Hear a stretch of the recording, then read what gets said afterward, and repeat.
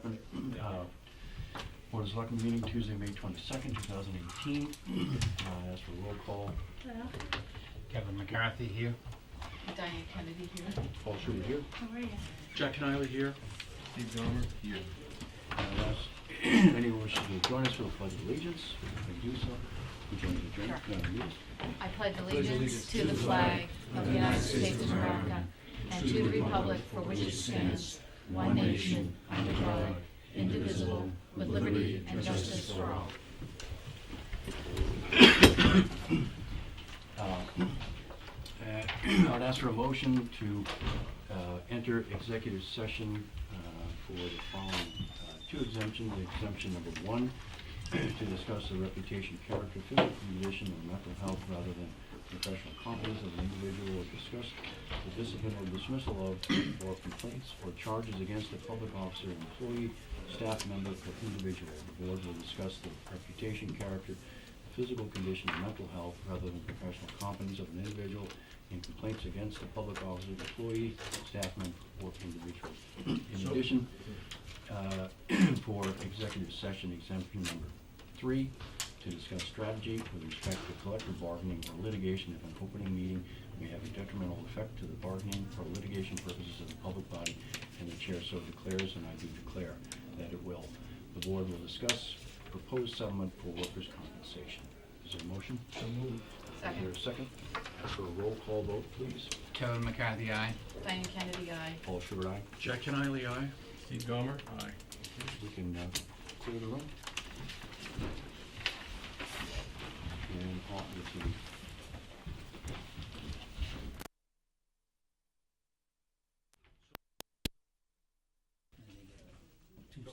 We're gonna do the first, we didn't know each other, but I wanna make sure everybody. I see your one's got the veterans reception. I like your jacket, Mr. Mahoney. It's a long time ago. I know. Not many W's up there now. Not in that sport, that's for certain. You could say it was a lacrosse team.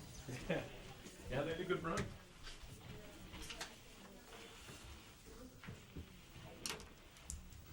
So this is the thing we got invited to. Phil, the 6 p.m. on Friday? Yes. Is this the same, this is the same thing you got Yes. invited to?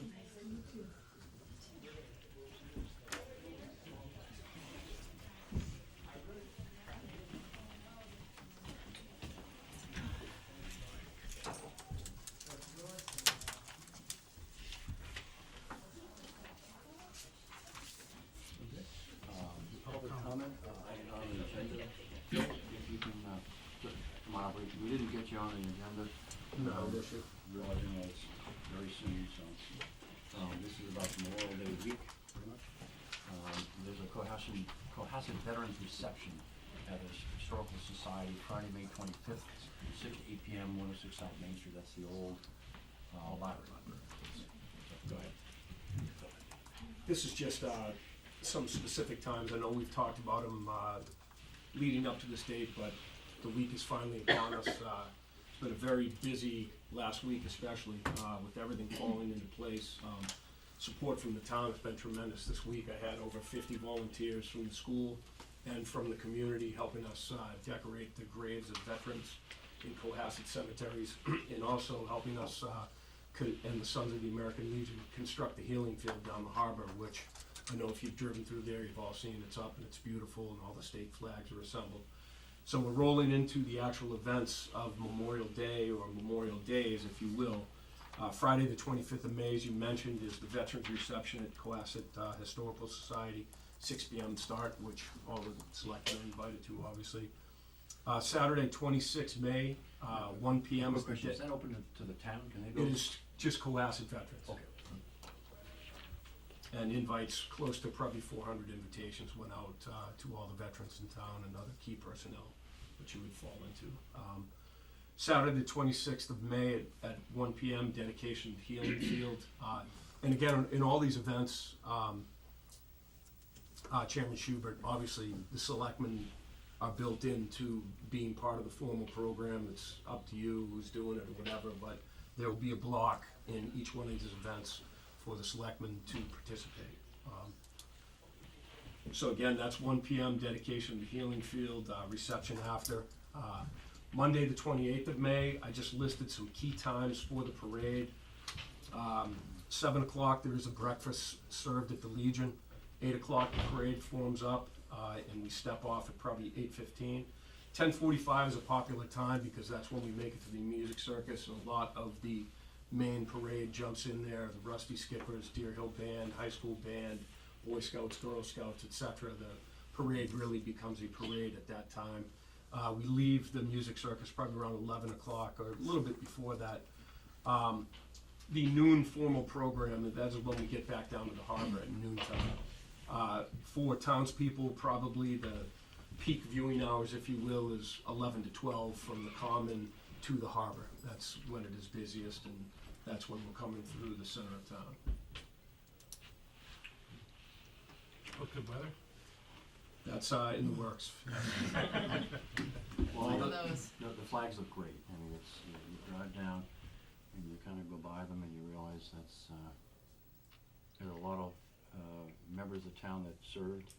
There's a lot of members of the town that were lost. And you can see just on the ground floor of the Old Town Hall, you see a lot of members that sacrificed for the town, their lives. And it's a huge amount of support that the town gives, but really it's because of what they did. They gave the ultimate sacrifice. There was 1 week, I think in '68, there were, I think, 3 losses in about a week, the town. So it's a town that gives an awful lot for what we think is right. So I encourage everyone to come down to the Memorial Day. Particularly the noon one is, and as well as the parade is tremendous. Sure. It's a great thing. Okay? Yep. Okay. Steve? I just had, speaking of giving, Phil, you were appointed a month and a half ago. I believe March 20th was the formal date, or 22nd. It's his anniversary. Yeah, 2 months. And so I would like the town to recognize that here's a guy who's been on station for 2 months and has organized what is arguably the biggest celebration that this town undertakes on an annual basis. And you've done so very gracefully, and I just thank you very much for that alone. The ongoing work that you put yourself into as a veteran service officer throughout the rest of the year can't go unrecognized. But if this is the example of that, well, thank you very much. The organizational side and the coordination side is so well run down at the Legion between the 3 units that operate out of there, the Legion, Sons of the American Legion, and the Women's Auxiliary. They do all the heavy lifting, they do all the work, and I'm nothing more than a liaison and to give them some help. It's a tremendous group of people. They work hard, and they've been doing it for years, and they do it well. But that wouldn't happen if we didn't have the support from top to bottom of the town. The support is tremendous. It's fantastic. I appreciate you pointing out the other many people who merit credit in this as well. He's a Marine. Yeah, he's always on station. Is it still possible to buy the flags? I believe and so. How would one go? Would I that believe down so, the yes. Legion? Okay. Thank you. And I think their number this year, they're up over 1,000 flags. Wow. They were in the low 900s, so they had a good growth again, which they were shooting for, and just very impressive. It was great on Saturday to be down there involved with assembling, and even though it was raining a little bit, it was a great event. Yeah, it's awesome. Thank you. Friday night, is this a reception or is this a dinner? It's a reception, light hors d'oeuvres, food and drink type thing. The theme for this year is World War I, the 100th anniversary of World War I. So the Historical Society's put together a great spread on the 5 Cohasset residents that gave their lives in that war, as well as I believe there was a Cohasset resident who was a nurse and had a camera with her, and you were not supposed to have cameras in the front line, and she really took some real interesting photos of the battlefields in the front line that she donated to the Historical Society, and that's going to be part of the exhibit. Wow. That's great.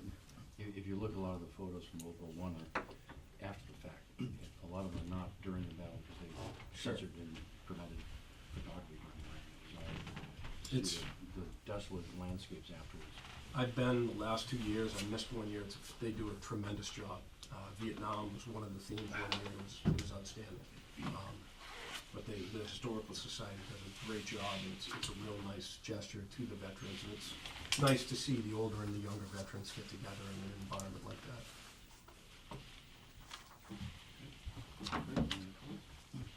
Very good.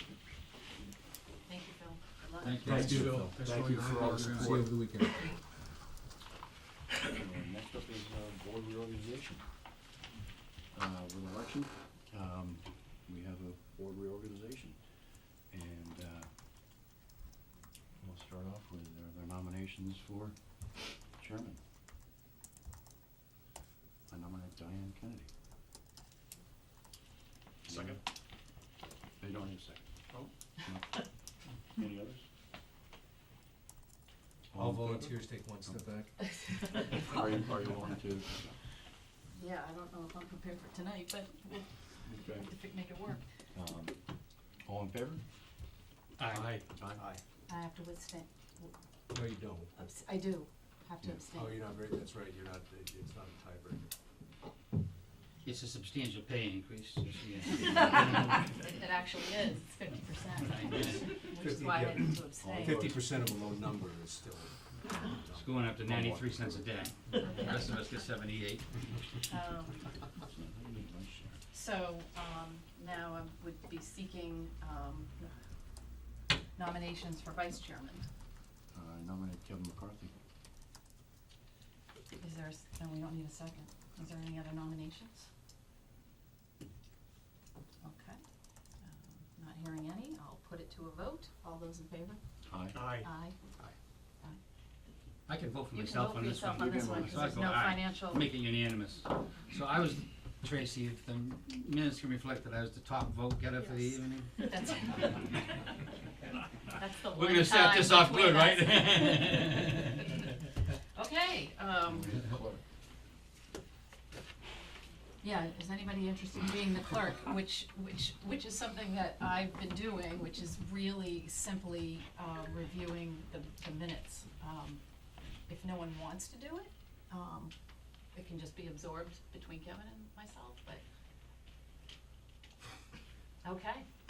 We Volunteers don't take have a one clerk. step Which is okay, it literally, It's not an official position. it's not an official position, we haven't, we set it up a few years ago, just to make some of the administrative stuff a little easier. Okay, is it mine? It's yours. All right, should we switch seats?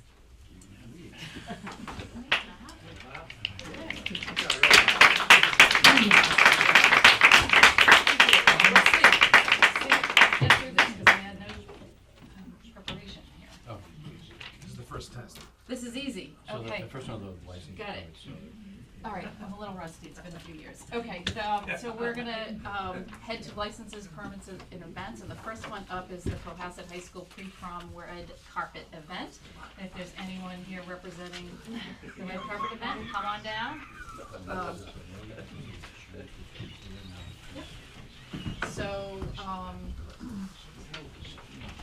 if you could introduce yourself and your address and My name Walk is us Lisa through. Pratt, and I live at 51 Highland Avenue. I'm Linda Becker, and I live at 15 Westgate Lane. you're both sad. Can't Do you talk want me to about cry now? So this is something that we've been doing for a number of years, and you wanna just walk us through your request for, I don't even know the number of years, honestly, how long it's been going on, but the tradition is that, prior to the prom, which is sponsored by the high school, there is a pre-prom event, including a red carpet, where all of the couples come here to the town hall, about 5:00, 5:15 in the afternoon, the day of the prom. Prior to that, the space is set up outside the town hall with, flowers that are donated for the time around the steps, a red carpet that's rolled out, onto William B. Long Road, and chairs that are set aside, stanchions that are set up. So the setup starts about 12:30 in the afternoon.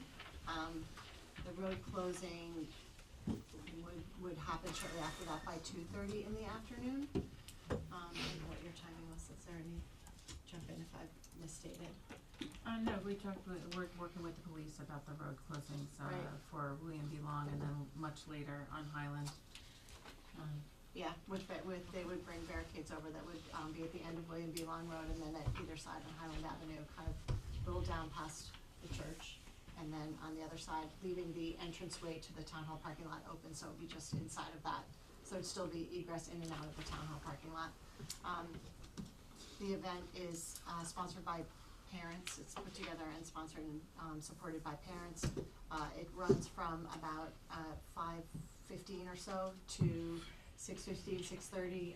Trolleys, which are, provided by the school, come to pick up all the couples to take them to the actual prom event right here from the common. And then there's breakdown immediately following so that it's completely wide open and back to normal as soon as by 7:30-ish that night. Which is this Thursday night, the 24th. This Thursday, 24th, application is intact, the insurance certificate is attached. Anybody have any questions? It's a great event. The whole town shows up for it. It's really fun.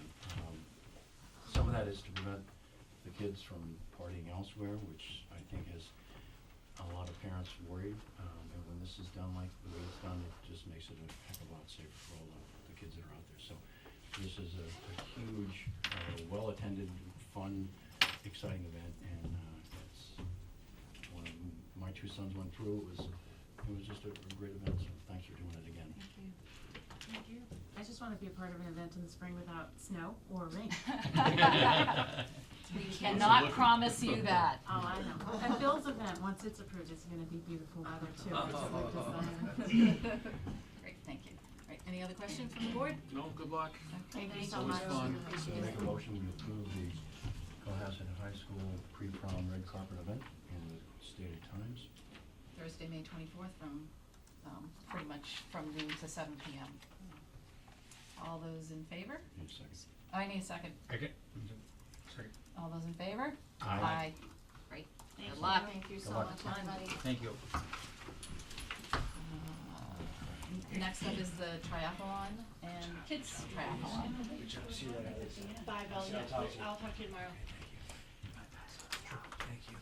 This was delayed because of the, Yeah, so, we discussed this, I believe, in November, and we gave you a conditional approval based On the on the date. route. Correct, For on the the date. date, right.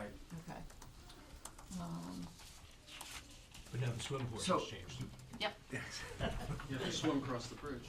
So Bill Burnett, 28 Mohawk Way, I know this is a matter of public record, but I'd like to hear about Mr. Connolly's training for the triathlon.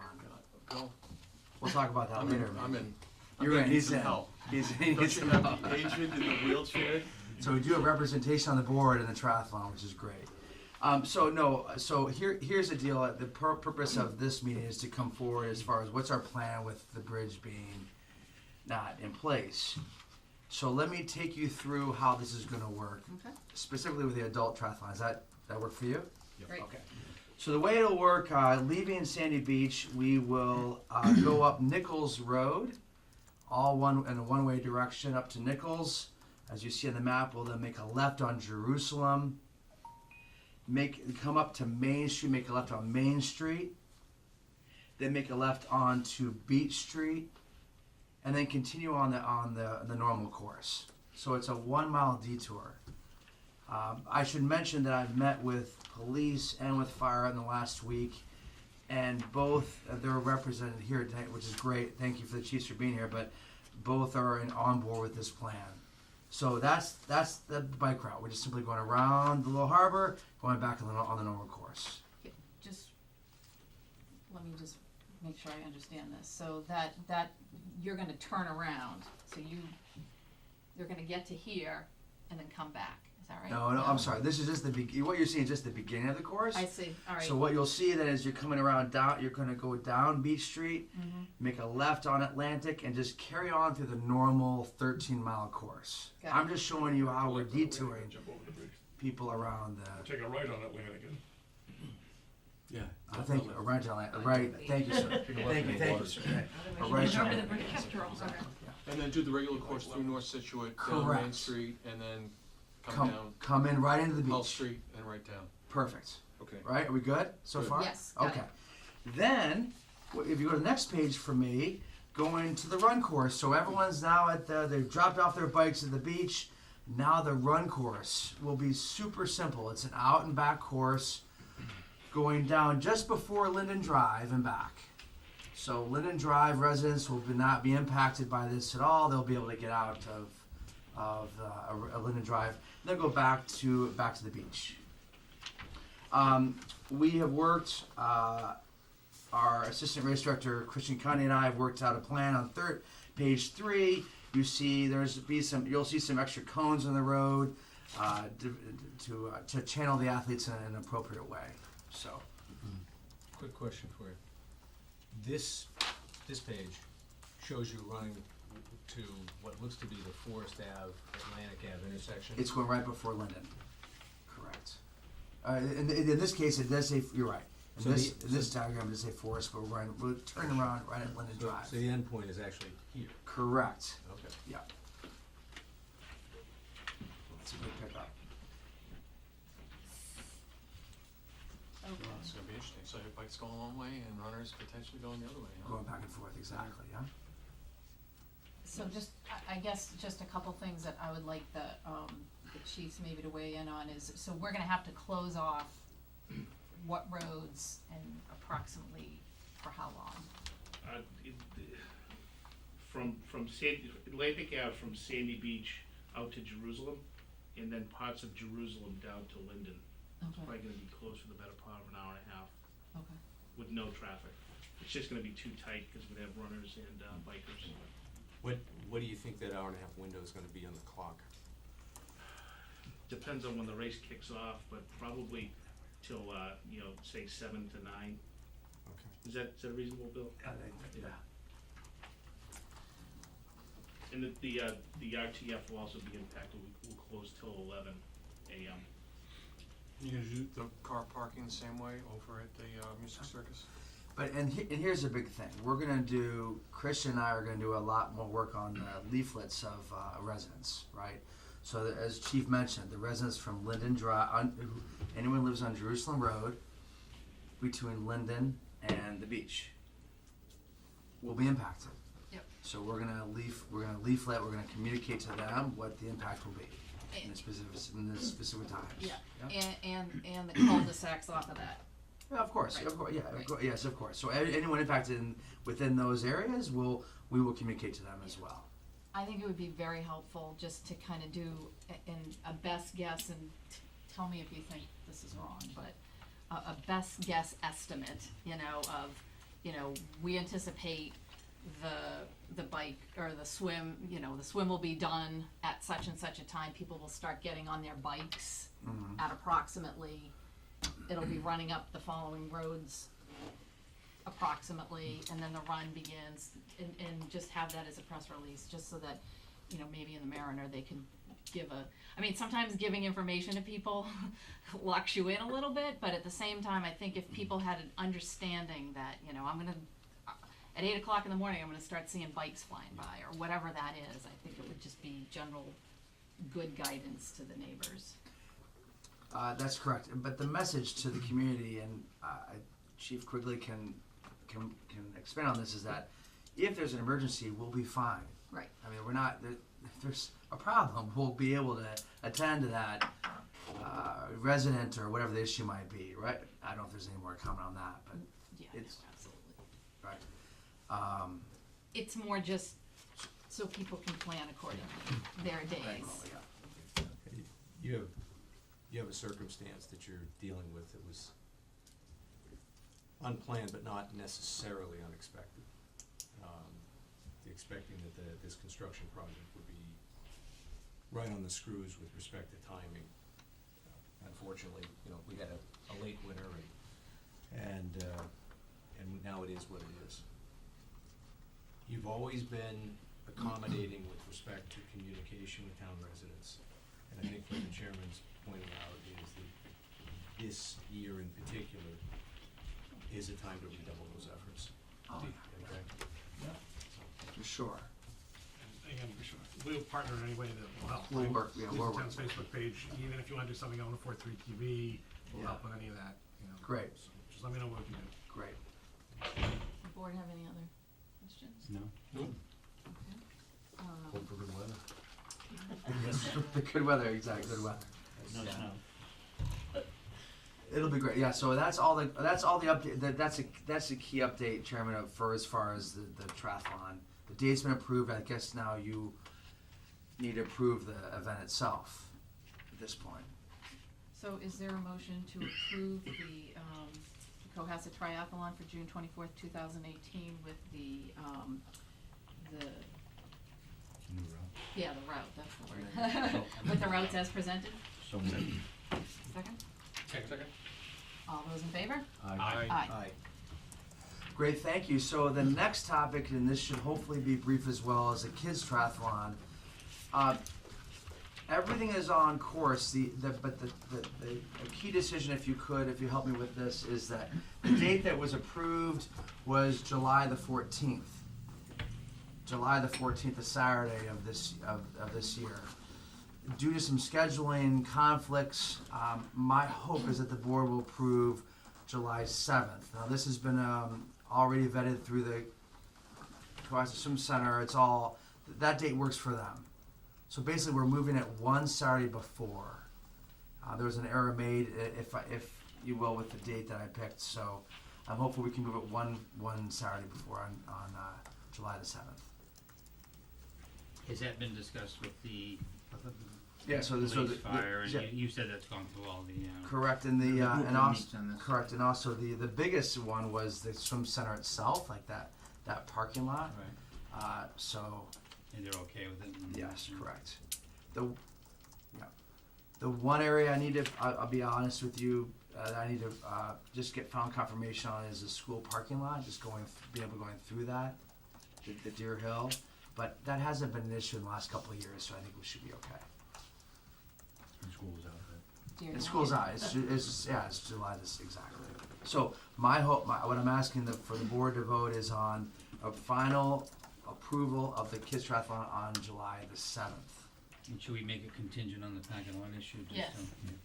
On the what line?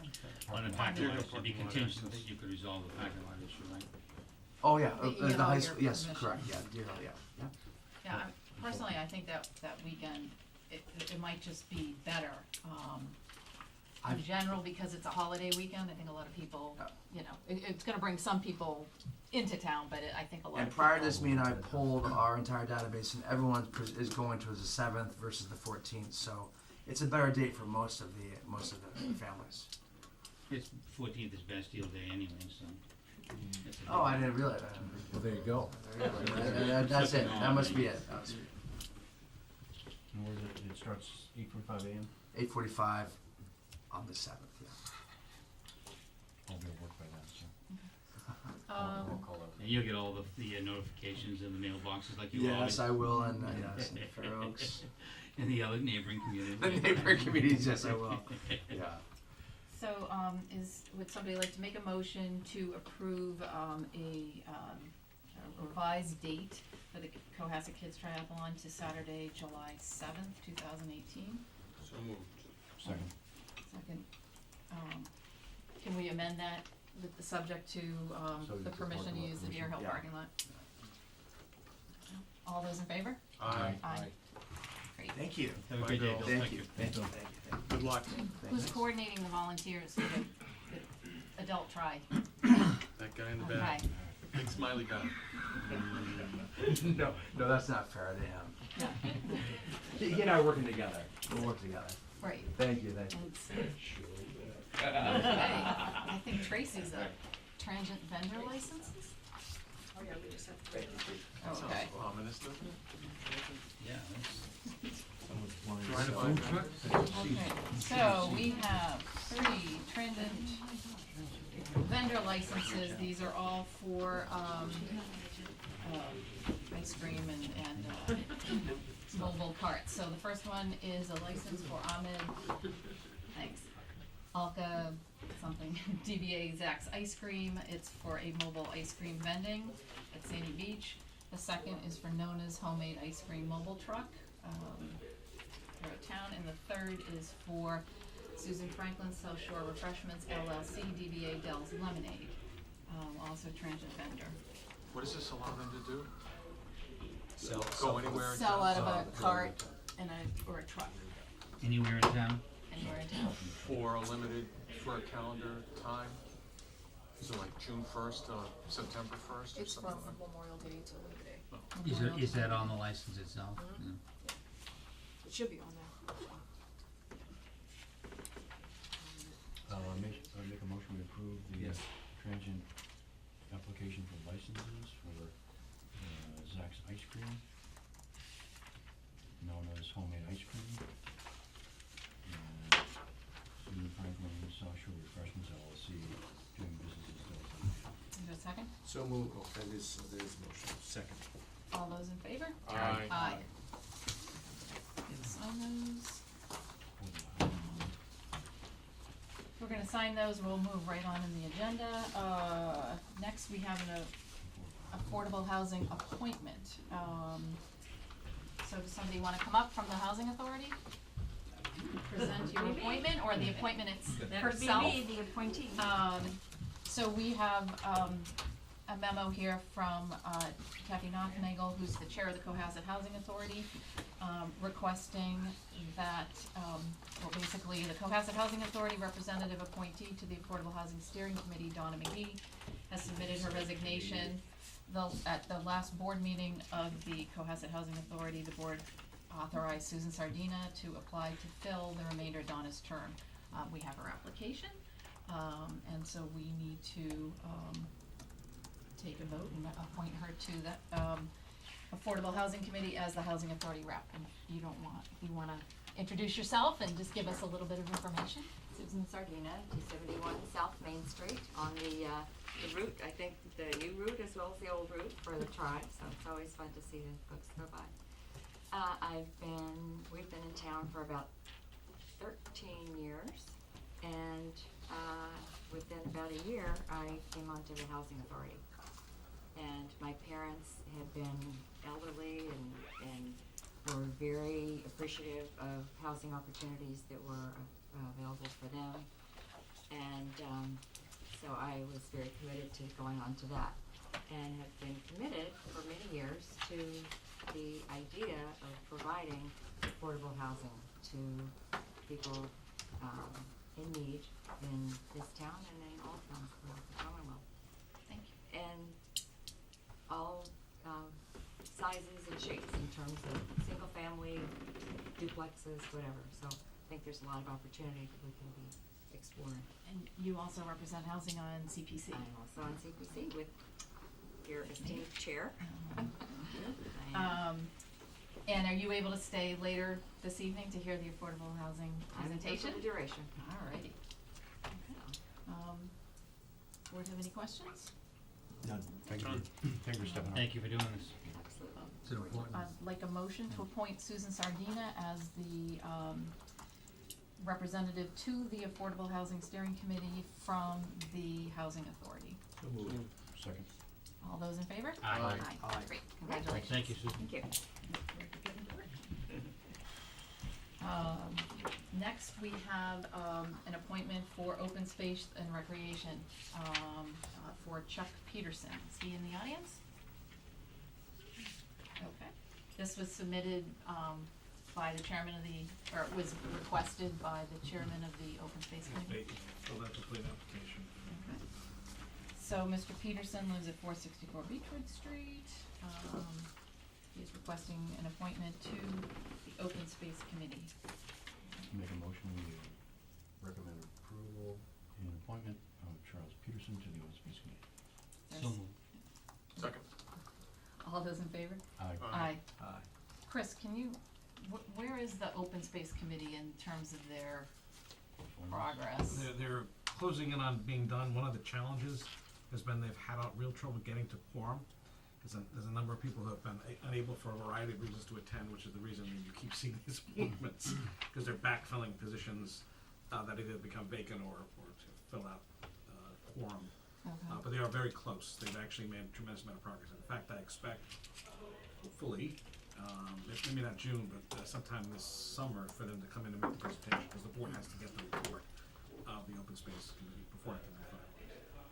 Before it's filed with the state? Yes, I Which is believe the that's next the step, case, yes. okay. But they were close, and they've also, I believe, they've been coordinating with the open space as well. I have the master plan. I'm sorry. Yes, they have, Yeah, yeah, so it's, and they have a member on the master plan committee. yes, Okay. Right. Moving right along, we have an appointment to the Post-Employment Benefit Committee. Mark Maggi on Stanton Road. He submitted his, we couldn't open up the resume on his application. He's been in touch with Tim Davis. Tim Davis has sent the board an endorsement of his candidacy. Mark is a labor economist, so I think is gonna bring some real value to the PEB committee. Does anybody have any questions? He's also a super-de-duper fast runner. I make a motion that we appoint Mark Maggi to the PEB committee. Second? Okay, all those in favor? Aye. Alrighty. It's very close. Okay, Paula, join us. We have an advance in lieu of borrowing, Bound Brook Dam and Town Hall planning. If you could kinda catch us up to speed on this? Sure. The advance in lieu is, basically to borrow money ahead of the actual borrowing. This was authorized in December for the $300,000 for the town hall planning and design. At this point, we have bills we need to get paid for that, but we're not doing more formal bonding until next month. So what this does is it allows us to borrow from the general fund, and then we pay back by law by June 30th, but we're actually gonna do it on the 22nd. Actually on June 12th, Karen will be here, the deputy treasurer collector, with paperwork to sign the actual ban for this $300,000 and the also a rollover of the Bound Brook Dam, another just shy of $600,000.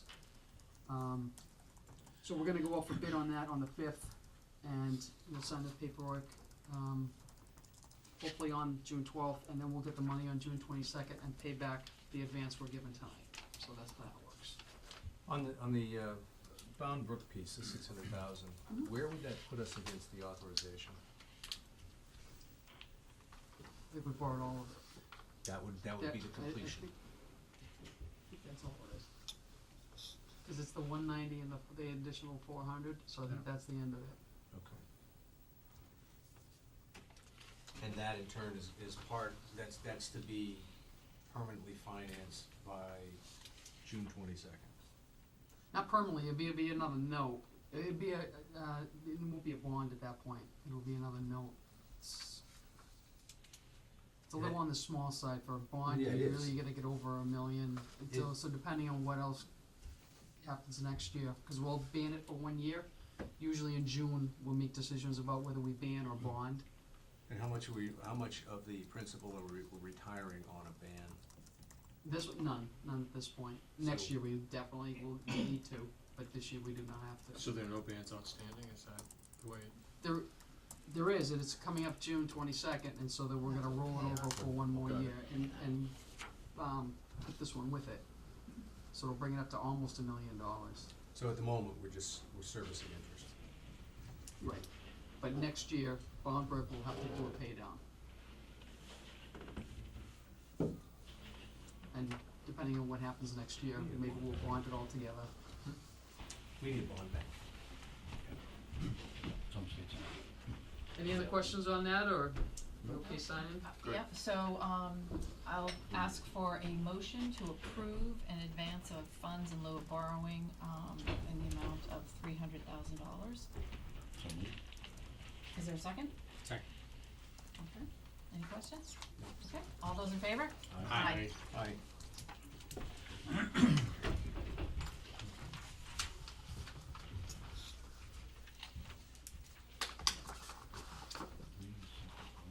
Okay, the next one is the Community Septic Loan Program. Right. This one is money that we borrow from the state, and in turn we lend it out to residents to help with their, replace their septic systems or to tie into sewer. And that was an authorization back in 2011 for $3 million. We've lent out just under $1.5 million. And now we're taking an additional $250,000 to lend out. So that, I'm sorry for interrupting, are we seeing the demand for that? In other words, if the fund is 50% committed, are we seeing the demand such that we need to increase it? right now, we have one single-family home and a 5 condo unit waiting for money, which would probably take about $100,000, give or take. That would be the estimate. So, yes, there is some. It's not going like gangbusters or anything like that. That's why we're only taking out $250,000. Normally, you take out at least $500,000 to $1 million. Let me back up for a second. The authorization was ultimately for a $3 million funding vehicle. As I understand it, we have drawn on that $1 million. Yes. And we're assessed with it, the borrowers are assessed through their tax. Yeah, it's a portion to their taxes, and we collected over a 20-year period, yes. But no, so my question is, if we've got $1.5 million outstanding against the $3 million authorization, that would leave $1.5 million, and if we've got a demand for 5 condos and a single-family home, I can't believe that exceeds $1.5 million, which is the remaining authorization. So we'll still have some borrowing. Sorry, I'm under the understanding by the way you're asking for this, is you're asking for an increase from $3 million to $3,250,000. No. Thanks. She's asking to pull down. She's asking to pull down on that. Right. Asking to draw down. Correct. Thank you. Sorry. That's all right. Yep. So And- that's what this is, for another $250,000, which will keep it going for a while. The rules of it have kind of changed. The original $1.5 million was at 0%. This round is at 2%. So instead of charging the residents 2%, we're charging them 5%, because that's the max that we can charge. Okay. So there's a early payment penalty built into this too, and I've already been over this with the Board of Health, and they're in support of the changes as well. So that's what's going on with these. The rules are slightly different because the rules on us are slightly different as well. When this was first adopted, the administration for this was going out to third party, but it was to be overseen by Board of Health, which made a number of us very concerned at the time, because it's a financial function, especially a borrowing function. If that's changed, when did it change and by what mechanism? It is still being administered by a third party. It's Old Colony Planning. But Okay. it's borrowing money, so it goes through my office. No, which I don't makes me know. more comfortable. Right. Okay. I honestly don't know what kind of contact the Board of Health would have with Old Colony Planning, other than to send people to them when they're come across a septic system that's failed. So an application at this point goes directly to your office? No, Just Old Old Colony Planning. They deal with the resident, and they deal with the vendors and all that, and Okay. they get the quotes, and then they send us the bills, we pay the bills, Got it. and then they put a lien on the property, and then they send all the paperwork over to assessing, and then they put on the taxes, and then we collect it. Thank you. How's it working? So far, so good. And you guys take a look at it, do you audit it informally? Informal, we go, yeah, because, yes. And we file paperwork with the DEP as well, on an annual, quarterly basis rather. Okay. And I think, Jack, you had a couple other questions on this about, we're on our 71st project right now, so that's how many people. And, yeah, the average loan is probably 21,000, but that's a little off because like the sewer hookups could be like 10, could even be under 10. Some of them can get, if you have a lot of pipe, it could be very expensive, but then the septic replacements are close to like $25,000, $30,000. And you said how many people have borrowed? The 71st project is in Is the progress works, right now. And that'll pretty much tap out the $1.5 million that we have. So how do people find out about this program? A lot of times the town employees, when they're out, they fail the system, they'll let them know to go to colony planning. Other than that, I don't know, because I actually don't deal with the residents very much on that level.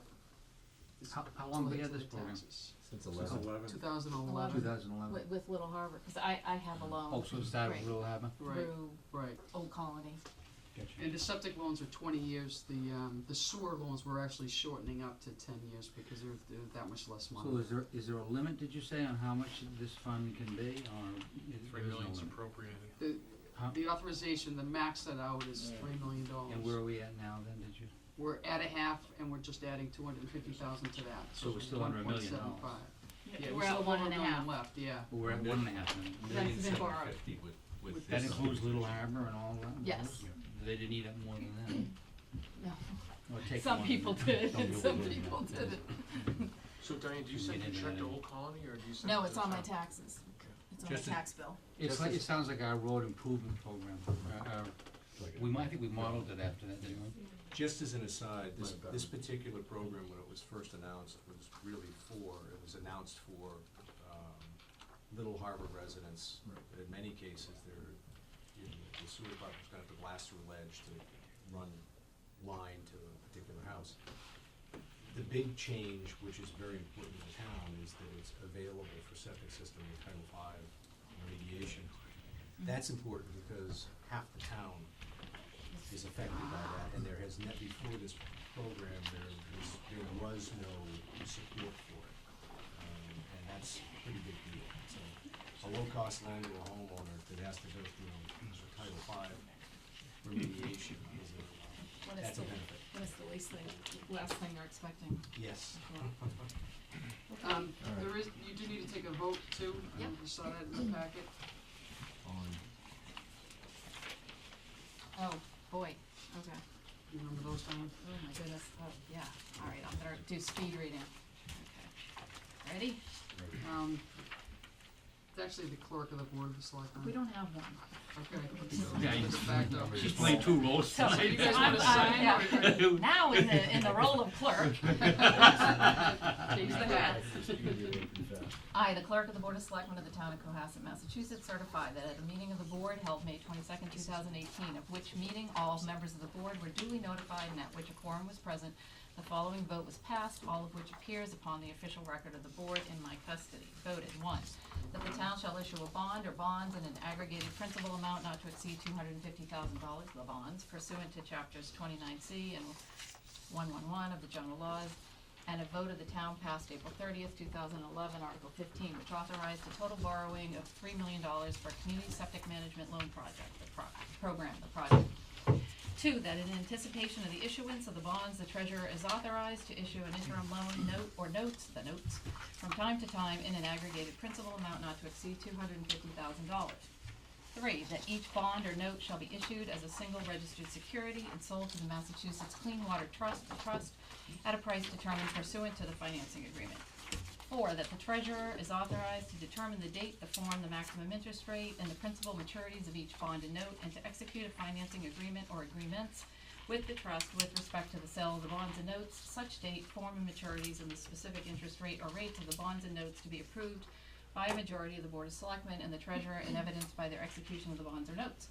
5, that all action taken to date by the town and its officers and agents to carry out the project and its financing, including the execution of any loan agreement by the treasurer, are hereby ratified, approved, and confirmed. And 6, that the treasurer and the other appropriate town officials are each hereby authorized to take any and all actions necessary or convenient to carry out the provisions of this vote, including execution and delivery of the financing agreement or agreements, and the project approval certificate and the regulatory agreement or agreements relating to the project.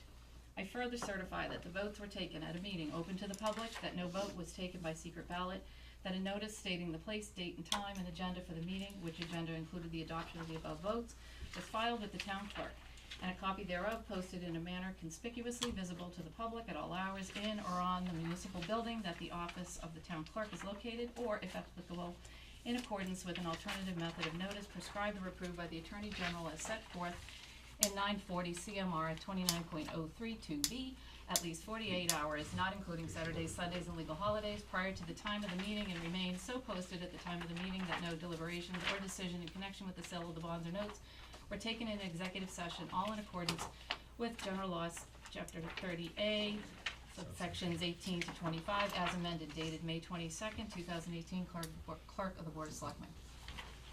Ha, I'm glad I was These are a just vocalist. Madeline, you should clap. That was impressive. I'll take the bow. I don't think she made a mistake. Good Catholic Alright. education, right? Yeah, there you go. So, the spelled, vote too. is there a motion? So moved. Second. Second. All those in favor? Aye. Aye. All right. Okay. That was really good Voluntary check-off? practice, I'm impressed. Oh, right, no, I meant from the vote. Yeah, just the signatures. Okay, lastly, voluntary check off with tax bill. The voluntary checkoff is, there's one for education, one for scholarship, and one for tax relief for seniors and disabled. Those were, near as I could tell, put on the taxes in the year 2000, and I think they were taken off somewhere around 2008, from what I can tell. It turns out that the chapter of law that allows that to happen was in fact passed and accepted in 2000, and I believe at some point that there was reason to believe that it had not passed.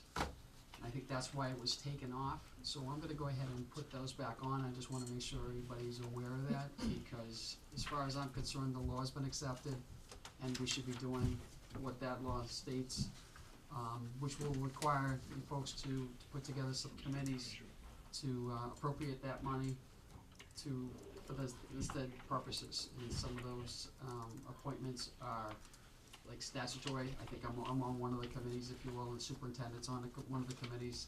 And then there's other citizens that you guys appoint beyond those committees to decide how that money is being spent. So I just wanted to make you aware that you'll be seeing that with their real estate bill again. So remind me, how, sure you just said this, but I was signing. That's all right. How long has it been off? I think to about your knowledge? 2008. Okay. Alright, I believe there was reason to believe that it had not been passed. Okay, in front of the bylaws is a section that lists all the laws that have been accepted by the town. Excuse me, and this one wasn't on that list, so anyone coming in, cause there was a lot of changeover and stuff, anyone coming in would say, geez, we should check to make sure when we accepted it, they would go look at that list and assume that it wasn't passed. I just happened to find it looking for something else, and dug around and found out when it was actually accepted, so we're putting that back in place because we know that it was actually accepted. So you need no action on our part, it's Nope, just this to is let us just know. a FYI for you and the folks at home. Okay, So it's but no then we're surprises. gonna, after like a quarter or after a tax payment, we're gonna have to set up a committee, or how will that work? Right. There's 3 committees that have to be set up. Okay. By law, is it 3? Yeah, well, each fund has its own committee. Right. The scholarship fund, there's a sport for education fund, and then the Scholarship education and tax relief for Tax relief seniors for and seniors. disabled. And we'll pull together a plan and make some Okay. recommendations. Maybe as we do the committee appointments, we can maybe incorporate into that process. Okay. And these are voluntary checkoffs? The voluntary tax check. Yes, So- it's a separate piece of paper, you have to send in a separate check. Our system is not designed to handle the extra, it'll go as a credit on your taxes, and you'll get a refund, so we have it as a Oh, gee. separate piece. Yeah. So you just send in a check with that, and then we'll take care of it, Okay. and put it into the right account.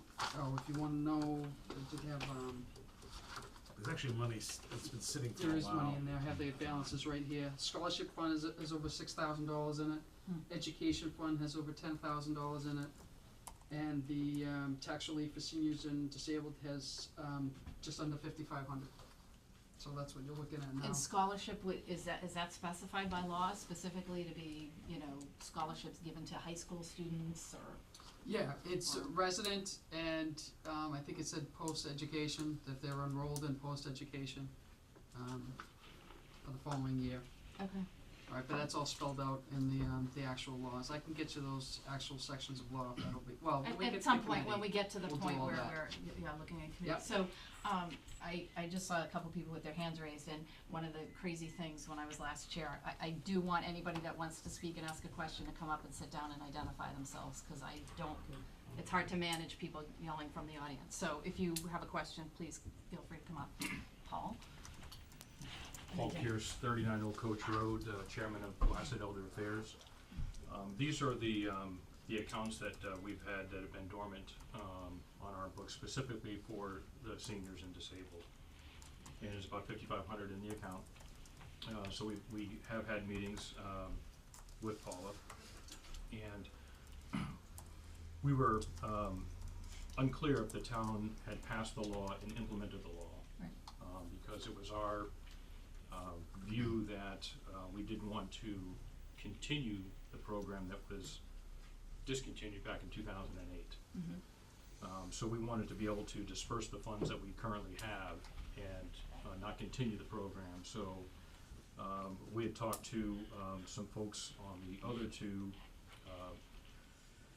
custodians of the other two accounts. They were kind of in the same agreement that in order to put the state requirements of these committees in place, you'd have to have these 3 committees in place to manage the funds and disperse the funds on an annual basis. The issue that we have is that in today's electronic technology, most people, and I don't know what the number is, most people don't get their tax bill. If they have a mortgage, the bank pays and escrows the account. So what we're saying is we don't have a mechanism to allow residents to donate on a regular basis into these funds. So we wanted to find out what the mechanism is to discontinue. So what we're looking at is we had a state law that we accepted to put this in place. We arbitrarily stopped it 10 years ago, but now we're going to start it again. Is that what we're doing? Well, So then, what is the mechanism then to discontinue the program? Is that another? my understanding would be it would be a town meeting vote. Yeah, and I understand Right. that, and again, so this is just putting on the table because Paula, because the law's in place, Right. feels obligated, and she's correct, and she has to put it back into place. The next set of conversation is, well, should we keep it? And should the town keep it? And if you do, this is the mechanism. If you don't, then this is gonna go to a special town meeting or the annual town meeting to rescind the authorization. So let's talk about all of this Yes. at the next meeting. I mean, I think the right thing to do is to get us corrected Right. legally, and then we can talk about whether this is something we wanna. Yeah, So what I do didn't you find out rescind about this in legally? time, sorry, I didn't find out about this in time in order to put it on the annual town meeting, Yep. because it has to be in the warrant of the meetings Yep. and all that. We're in favor of being able to reduce the tax obligation for the older residents of the town of Cohasset. Of course. We're not sure if this tool will get us there, if no one's really getting a tax bill, so we just wanna understand, if we discontinue this program, is there another program that we can put in place that would have more participation on a regular basis? Right, totally got it. Conversation for another agenda. Thank you. Awesome, thanks. The bond paperwork, is bonds, this stuff the floating around bonds. over there? Paperwork's all over there, Teresa. Oh, Tracy has it all? Okay. So we're all set there? Yep. Okay, so we are gonna move on. Thank you, Paul. To an update from the Affordable Housing Steering Committee. So if I could ask you all to come forward, identify yourselves and do your thing.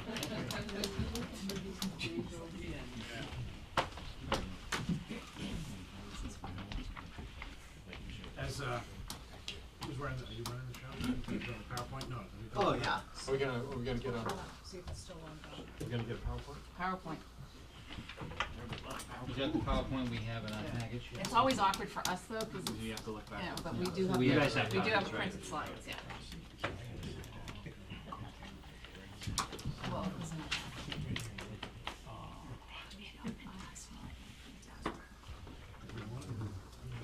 Do we need a copy? I got a copy here if you need it. I have pretty color. Dan? Steve. Oh, Steve. What do you? Oh, we have, Ours color fill. we have fancy color colors. On nice paper. It's fancy color. I just gave up mine. What a bad move that was. We're all good? Do you need- Good. Okay, whenever you're ready, do introduce yourselves for the. Robert Jeffers, 18 Spring Street. Peter Matchik, Director of Planning. While he's getting that up, maybe I'll start. What we wanted to do is just give you a quick update of where we are, what we've been doing in the Affordable Housing Committee, some of the progress and some of, lay out some of the potential projects that are out there. To be clear, any project would have to go through approval and things like that. This was more meant as information of what could possibly be done. We're not necessarily saying that all of these should be done, but just so you're aware of what we could do. I think the last time Diane presented to you all, we've done a lot of work on finding out what our actual housing situation is, and that was a lot harder than you might think. The numbers change and move and around, but in general, in 2010, the last time we were assessed, we had 2,898 year-round housing units, and we had 308 that were counted as affordable. So that put us at about 10.6%. And so the goal for 20B is to be over 10%. Over the past 7 years, we built a lot more houses. So there's about 351 houses that we estimate that have been built or added to the stock, and that puts us now at about 9.5%. So if a conservative estimate, if another 15 units per year before the next 2020 assessment, we'll be about 9.4%. So that'll put us below the 20% where we need to be.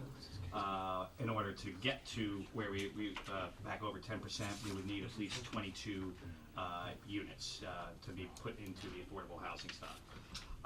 Other things that can help us is even if we don't hit the 10%, if we do have a housing production plan in place, that can help mitigate some of the the challenges if somebody was to do a 40B challenge, and the fact that we have something in place with the state would be less likely that they would approve something outside of what we wanted to approve. Makes sense? So, let me just ask a question about, so even though we're dipped below the 10%, nothing can happen till the numbers are certified in 2020 with the census, is that correct? So obviously, so every decennial census, the numerator changes Got it. on the bottom. Right, so Fraction. these numbers are estimates because they're not, they're Right. official. And the other thing with the census, just to keep in mind, we have several hundred houses that are considered not year-round. If people answer the census differently, those could come into our denominator, and so you could have a higher number. Because we do have, I think it's about 3,500 or so units. So if I would be unlikely, but if everybody said they were now year-round residents, we would need another 30 housing units to meet our 10% goal. And what's the numerator we're using? What year was that? So it goes back to 2010. So we're using 2010 numbers, so Decennial we census, correct. probably have already obviously more houses, Right. but we're not going into our calculation. Right, so we have a 2010 number, and we've added what we believe I see. should be added Okay, to so that that's stock. fine. So the 2010 number was that 2,900 number, but we're estimating about 351 have been added. Yeah. And I should mention, this has been the work of, a lot of people on the housing committee, many of them are here today. Susan, who just most recently joined, Yeah. but Clark Brewer, representing the planning board, is helped as well. Beth Harpy will hopefully, have you been approved yet, or soon to be on the Oh. board Make that at your happen. next meeting?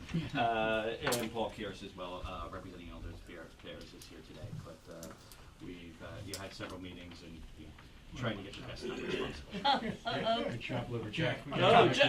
Oh, you just came in. Yeah, came in late. And Jack, who is here. And Jack. Representing the conservation. Yes. Quick question for you.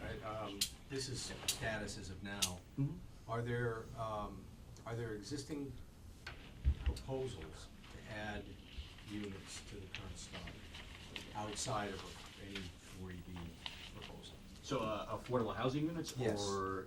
Units that would qualify as affordable. Yep, so we're gonna go back into those momentarily, but there is one project that's potentially underway, and then there's one project that we would ask you if we should move forward. And then there's many other products that I wouldn't say we'd be ready to move forward at this point. Okay. Okay. Progress, is in the next page is just the assessment of the the current situation. A lot harder than we originally planned. We did create a draft housing production plan. Diane did a lot of that work before she left. We leveraged what a lot of other towns used, but we then went to look into what would it take in order to get a true housing production plan that we could submit to the state. We did receive 2 estimates, just to kind of get us a guide of how expensive that would be. And it looks like it'd be somewhere between $12,000 and $14,000. We have, with the help of Peter, applied for an MAPC grant to potentially fund that housing production plan. As well as we've identified 9 potential projects that could help meet our housing requirements. These are the types of things that would get more fully vetted in a housing production plan, like what was actually required, and be a lot more detailed than what we have right now. But also as a caveat, obviously we're advisory committee, so any project would need your approval, potentially town approval, as well as many other boards and committees before anything would actually move forward. What else do you want to mention? Yeah, so recently, last week, Cohasset was announced as a housing choice community, excuse me. And so Cohasset was one of 67 communities within the Bay State, and that pre-qualified. And so Cohasset will be qualified for 24 months, 2 years, 2 cycles. And right now, so because Cohasset increased its housing stock, its overall annual housing stock between 2013 and 2017 by 4%. So communities between 3 and 5% can qualify. Communities that raise over 5 were automatically qualified for this grant. What it really comes down to is the state is looking to reward communities that have increased their housing stock. And so I believe Cohasset increased their housing stock by about 140 units overall year-round housing. And so right now, Cohasset will be able to pre-qualify. The town is now pre-qualified for additional funding opportunities that the state is going to release funds for, and so we will be able to apply for some capital projects, hopefully funding to help pay for capital projects and/or housing production plan. But right now, that is still being ironed out at the state level. So it definitely puts Cohasset in a better position, in a good position to compete for some new state funds. So, just a couple questions. So this housing choice recognition is really just access to potential grant funds. Correct.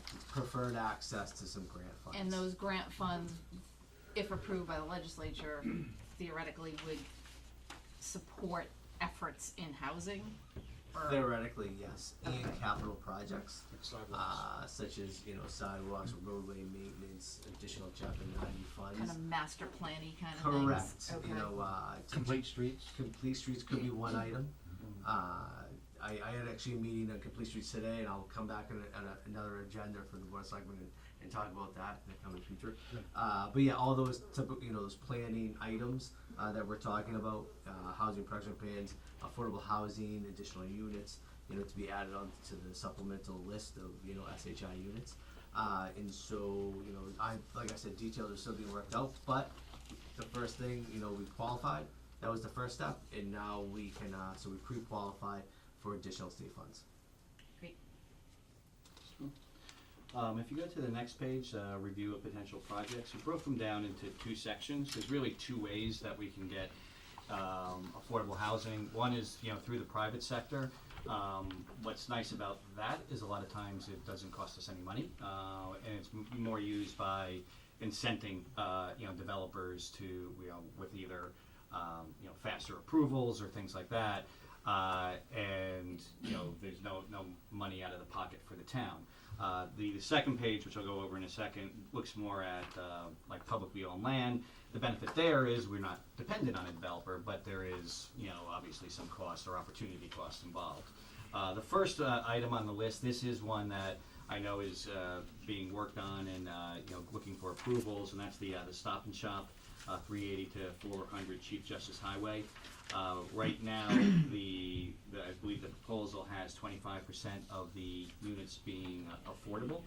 So that would mean approximately 5 affordable units, but the way the law works is if something's rented and 25% or more are affordable, you get to count all of the units. So that would add 20 to our total. That's the real reason we're able to meet it, is you have Avalon, so all of the units in Avalon count towards are affordable housing stock, although only 25% are actually affordable. And that's just to encourage rental units is one of the things that the state pushed for. Bob, let me just chime in. Sure. The Stop and Shop is conceived as an LAU, which is a local action unit. We, the town retained a housing consultant to do the permitting part, in order to get the developer to do the 25% contribution so that all 20 units can count. Sorry, go ahead. And the 20 units in the proposed development would all have to be rented for Correct. that to count, so they couldn't be sold as condos. The final meeting with the developer, I think permitting wise, is with the planning board on the 6th of June. The next three are more, these are potentials that we would, potentially look at in creating a housing plan. Avalon could, we could allow them to expand 20 to 40 units as long as 25% are, affordable, which is kind of how they set themselves up. All of those would count. So if they expanded 30 units and 25% were affordable, we'd pick up 30. Correct. So that's kind of one of the ways to get big numbers, it's like, and without having to bring a whole new development, it's really just an expansion of something that's already And here. there is room up there from what I understand, right? We If they believe wanted so, to- yeah, for approximately 40 units would probably be the max that they could expand. Okay. Others too, and these would need a lot more review, is the building on Ripley and Sawyer. That once was, set for as affordable housing. It's since changed. Something we could look at and talk to the developer or whoever ends up buying it, about, as well as the Eyeglass building, which is, potentially you could put a second floor or another building. What is the Eyeglass building? Yeah, the Eyeglass building is called Behind Pat's Barber Shop, on the other side of the tracks. Oh, the Olympia. Yeah, yeah. He doesn't need a barber. Yeah, I was blaming him. Simply Smith's, that area by Simply Smith's. Because it used to be eye shop. So they don't occupy a second floor then? I don't believe so. Yeah, they do. There are offices. They're off, but not as a housing unit, so. No. Yeah. So you could potentially, but this would all be talking to the developer to see if they were interested in it and if we could come to some sort of agreement, but completely preliminary. Is Ripley and Sawyer currently available? I'm actually not sure. It was open for sale. I'm not sure that it's been bought by anybody. I think it's still kind of a limited release. Yeah. It's currently under agreement, but it hasn't closed. Okay. Right. On the more public ones, one we would like to consider, or we would like to get your guidance on whether it would make sense to move forward, is 808 Jerusalem Road. That's now a town-owned property. We did have some initial discussions with Habitat from Humanity, just to understand what they do. This is a potential project that they could do, and they would build 2 to 4 units, on that property. If you may have already plans for it, but if you don't, what we could do is engage Habitat to take a more in-depth look and come up with a potential proposal that you would then. That's West Corner, yeah. That's the property at West We Corner. got the property? Yes, the town now owns that parcel. Okay. So where would you need that guidance from? From you? You're the keepers of the land, so. But let me just caution that I don't think we're in a position to even discuss this in any substantive way tonight, right? We're just No. kind of listening. Yeah, I mean, so we're not gonna engage anybody until Right. we get, guidance from you, because you might have other plans or other things going on with it, but, so it's something we just would like you to consider, and then if you instruct us to, move forward, all we would be doing to move forward is getting more information, and if they actually have Habitat, come up with, okay, this is what they would propose, and, how they would go about it, and at that point, it would go through whatever, if you agree, it would go through whatever approvals, need to be done. Make sense? A couple other opportunities, you have the Historical Society, there's the concept of, buying down units where, you can pay, for a property being deeded, as, affordable housing, so that you give the owner a certain amount of money, and they deed it as affordable, and it counts in our stock. Light keepers in, another area we could look into, behind the rec garage, so you have a little, section there where you could create like a pocket neighborhood. These are long-term strategic, potential things, and we will, be in, the whole master plan and things like that, where we do new talks and, give input there. Behind the music circus is another area where there's some space, and the last one, the site. The area behind the music service is fairly wet. Yeah, so we know there's a lot of wetland, but there was some thought on the committee that there might be, some areas that potential. Remember, this is just potential. Yeah, and that's owned by the town? Couching, everything. That's owned by the town? And then there's the site behind the police and firehouse. That's owned by, I believe, HUD. They are looking to sell that. I don't think it's probably realistic in the timing because it'd be cost prohibitive. They are looking for the highest bidder. The only thing that we thought is potentially if there was, for veterans, if there was some funding that could come, from there, that would be a potential avenue. But that might be, I think the timeline on that's just going to be too tight. That's actually the land, that's actually the house next to the fire The station. White House The next White to House, it. the Trellis House. That parcel's been subdivided, and there's funding to build a new one in behind, but as part of the deal, the state wants to sell that front. And it's been appraised at 610, which seems high, considering the house has functionally no value. It has to be torn down, so, but that's where it is. So at 610, among conversations, it's a little high for that piece of land. But if it comes down, there might be an ability to acquire that. So a couple things that I remember from when Diane Danielson presented, I think, is are there units in town that aren't being counted right now as affordable that are? Well, four of them on that list are. The Lightkeeper's Cottage is what the town owns, right? There's 2 units up there that are functionally affordable anyway, but they're Right. not deeded that way. So that could be, they could be transformed into countable units if they're properly deeded. But they're priced as affordable, right? Would Yeah. they qualify? They would meet Yeah. the qualifications. We'd have to look at all the details of Sure. the numbers. The same thing with the Historical Society property. In that case, they use them as, the rent, those are also affordable as well, but the rent is used to maintain the property as well, so they need an income stream. There's also some that are not on here, that are the South Shore Community Center has units as well across the street. Right. And, that could be a buy down as well. And I think there's 4 units up there. I'm not gonna swear to that. And I think they've been willing to have a conversation, so long as it doesn't, restrict them from being able to maintain the property. So that could be, those could be buy downs. So those already exist. You have to build anything. And then remind me, Pete, if there's an affordable housing rep on the master plan committee or not? Yes. Yes, there is. Peter Opson. Yes, there is, yes. Okay, so the master plan committee is talking about this too, Correct. in terms of. Yeah, and actually on our third and final, actually that's a good lead in to the third and final public forum, which is gonna be scheduled for June 20th. Housing is one of the major topics. Great. And so that'd be great, to come, for anyone to come to and to talk housing. MAPC will be there and, a big subsection of that meeting. We'll be kind of drilling down into the current status of Cohasset's housing. And there are privately owned pieces of land in town that would be interesting places to put affordable housing, maybe doing, a private-public partnership. There's 11 acres behind Shaw's with access through the Rockland Trust Bank.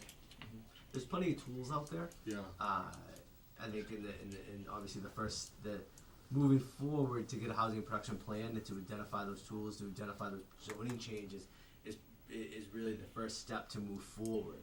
Obviously, the steering committee's been great to work with since, my arrival here. But, to have that plan in place and to have that plan approved by the state and by the Department of Housing and Community Development is really kind of the first natural step in the development of affordable housing, along with the development of affordable housing trust, to be able to kind of move money around and to make these investments within the community. And were we gonna hear from the MAPC in terms of whether we would be getting any grant money from them for a housing production plan? So right prior? now, right now we there's a grant application in, it's called the DLTA, the District Local Technical Assistance Funding. If that is voted positively by the legislature this year's funding, budget cycle, then we will hear back. The legislature has not voted on the upcoming budget, and so therefore that's why we haven't heard back on that. You know, and there are citizens in town that know where every single parcel is, you know, you don't have to reinvent the wheel. Mhm. You can call one of them right over there, and he can tell you exactly where all where it all is, you know. We do have an open seat on the Affordable Housing Committee. Oh. So there's an affordable, a seat on the Affordable Housing Committee, and the June 20th is a great opportunity for people to get more information. Steve, did you have a question?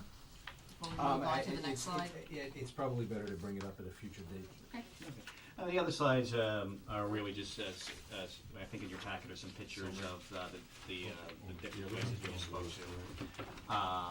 And unfortunately, for some reason, the addresses that were on top of them are not appearing on the PowerPoint slide, so I apologize for that. I'll send a new version. Somehow when it converted, it disappeared. But that was just the pictures. I mean, I think, that was basically our, in summary, kind of what we've been working on. As Peter had mentioned, the next real step would be a housing production plan, and that would, go into deeper detail of what we have here, the ideas, but also look at finding exactly what else is out there. We think there's some opportunities, and this is probably something we will need to do before 2020 if we want to get above 10%. We'll have to take some actions. Yes, sir. Yeah, the one question I do have is, with respect to the housing plan that you put together, and I directed at you as chairman, but at the same time, since Clark Brewer is sitting right behind you, input would be helpful. To the extent that you develop a plan, is there consideration to be given to recommendations that might include zoning changes, overlay districts, something like that to maximize what otherwise might be relatively small parcels, or to increase the density in otherwise larger parcels? Yeah, I don't know, Clark, did you wanna? Well, I think the overall goal is to get over 10% for the 2020 census. My understanding from the housing consultant is the line in the sand is 1st of April 2020. 2020. So we either have the units on the SHI and our total, and we're over 10%, or we're not. That's where the housing production plan kicks in and sort of saves us or protects us from large 40B developments like Avalon in the future, which is definitely like the number one goal. So if you have the housing plan in place, and we hit April 2020, we're at 9.9. and we don't have enough units, it gives us a break, and because they know we're working on it. We're at 9.9, and then you have to produce those units. But ideally, we would have over 10% for the 2020 census. There's a little bit of nuances with Avalon. All the units counted on the SHI because it was a comp permit when they were permitted. Now, on this LAU at Stop and Shop, that's a local action unit, the units won't count until there's a C of O. So it's a different kind of deadline. It's a detail that we have to drill down and everyone needs to know about so that So under we can get construction those doesn't units to matter. count. Wow. Depending on And the in terms of overlay districts, it seems like we're really close. We could actually make the 10% for 2020. No, I understand the urgency with respect to 2020. I'm thinking longer term. Yeah. Yeah, so in the plan, those would be the types of things that would be, put for consideration, overlay districts and, different ways of doing things. It's not assuming a status, quo. Okay. One other point relevant is the inclusionary zoning changes that we have. Any development over 5 units has to have an affordable component. We may pick up slightly more than the 10% on average. That's a requirement as a part of that. So, but that probably won't be enough, just on inclusionary zoning enough. Inclusionary zoning is intended to keep pace, that the development keeps pace with its impact on our SHI. We love acronyms. Yeah. They made me change all the acronyms. So. There's a hand on the glossary next to Yeah. the show. Yeah. 40B, So- SHI, I mean, everybody knows what that means, right? So I mean, it sounds to me, Chris, like we probably need like a real meeting of the minds, master plan, planning, you know, some kind of a, Maybe after before the we. housing presentation. Right, a housing presentation, I mean, because, you know, I remember just at a CPC meeting a few years ago, somebody came in, from the State Housing Authority and talked about what actually is affordable housing, and it was illuminating, to me, because I think a lot of people think of it one way, and there's very specific guidelines, and then it's very specific guidelines who's eligible for those units, so I think probably we need I think the meeting on June 20th is probably to solicit or I think that's a elicit good start. input, but I we think that's a good start, and then need to present. to drill down deeper, I think I can work with Chris, obviously, and the Board of Selectmen to try to set up a more of a formal housing forum, I would say, with an outside entity.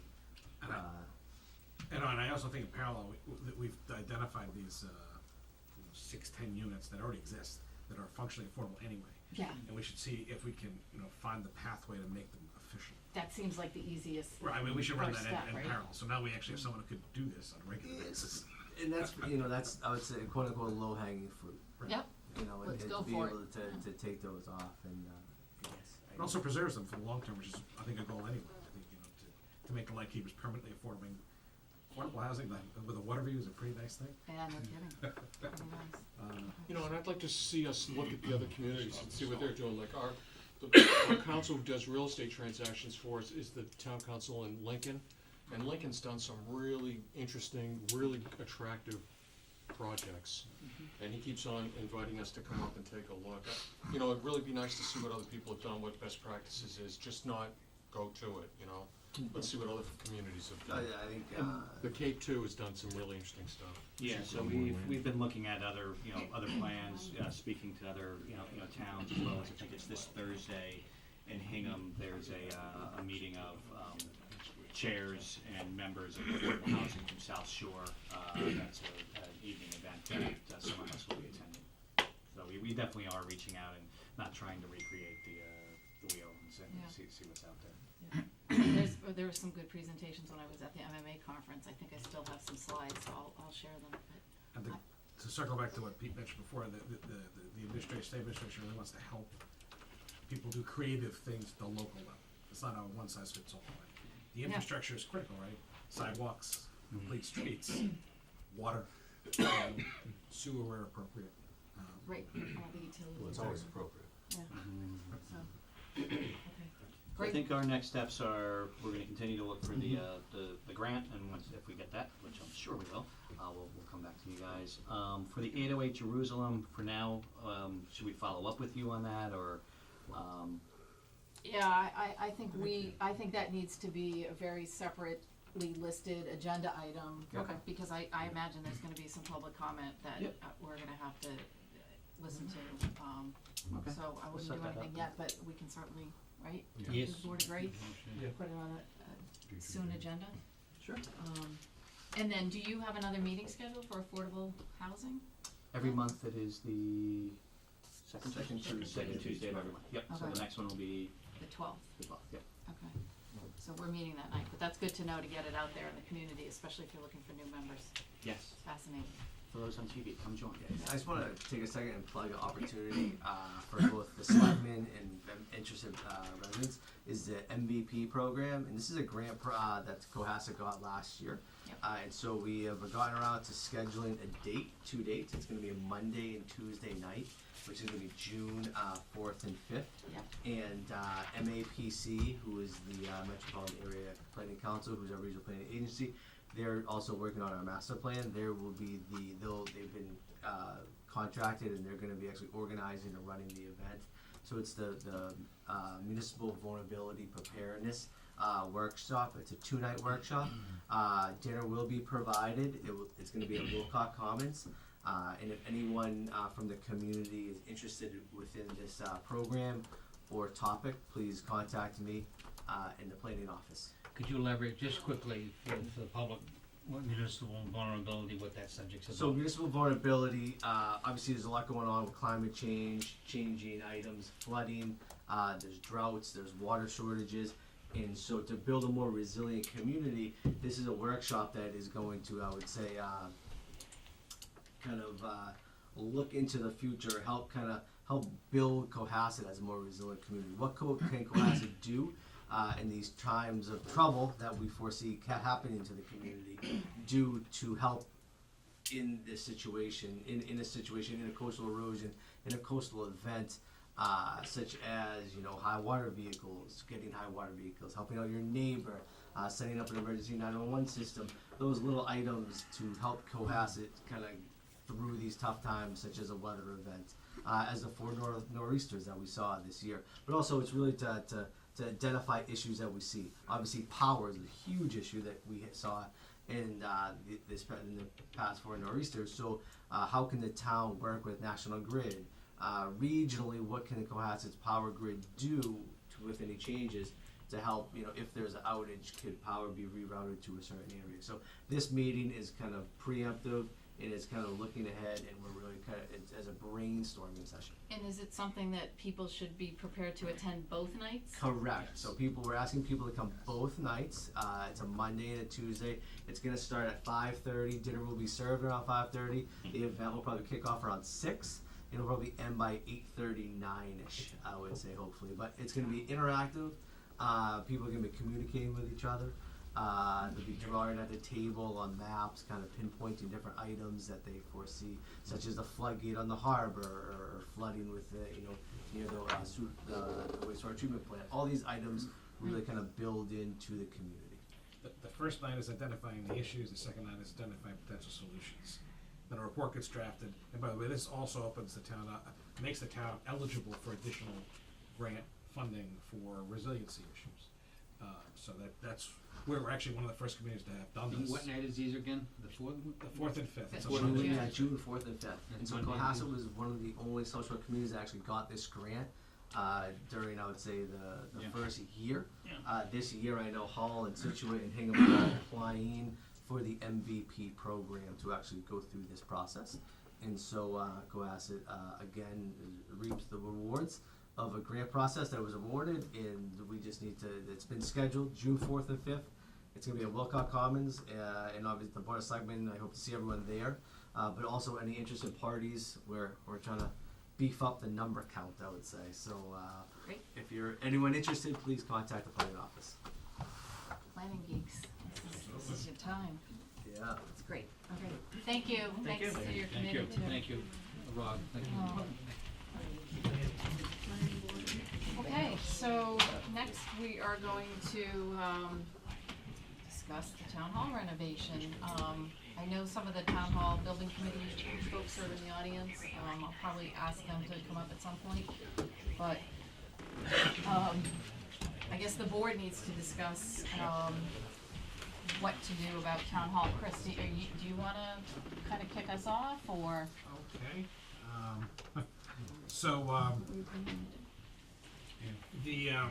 As I think everybody knows, after an 18-month conversation, which culminated in 2 steps, a proposal was placed before town meeting, which was approved by the requisite amount when the debt exclusion funding piece, which represented $8.5 million of a $12.5 million project, went before the voters. It was not approved. That said, the issues with the building remain.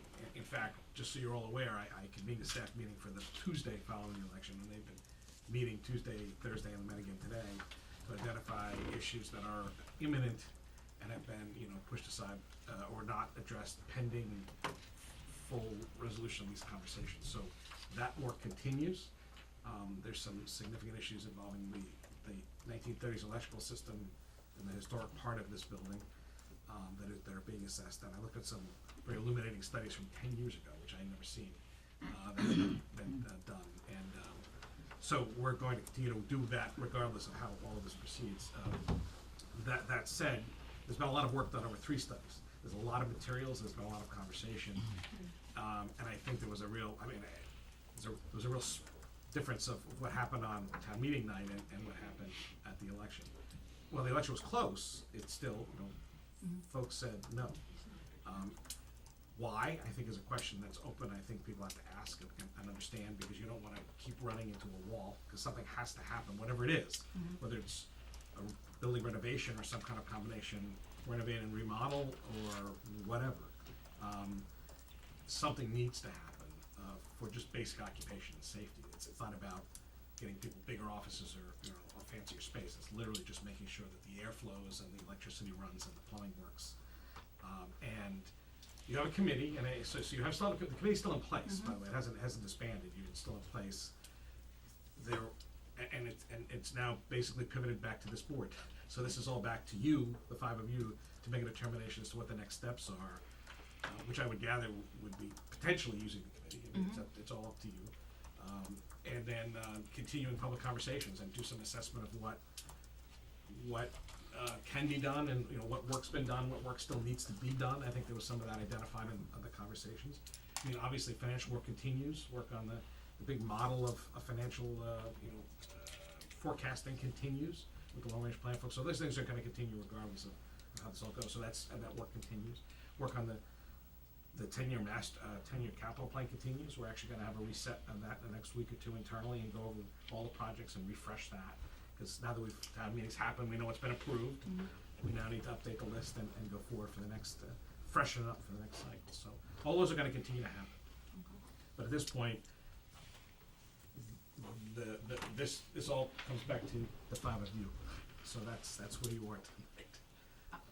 So, the choreography of this meeting is a little tricky for me, just because I haven't prepared for it, but, you know, I think what I would like to do is hear from each of the selectmen, and I think one of the questions I'd certainly like to pose that we come back to, is, you know, in January, we set out 5 objectives, and I think we need to kind of, look at those again and see if those are still, you know, I know how I feel, see if those are still the objectives that, we feel are, you know, the right thing for this project in whatever shape and form it might take.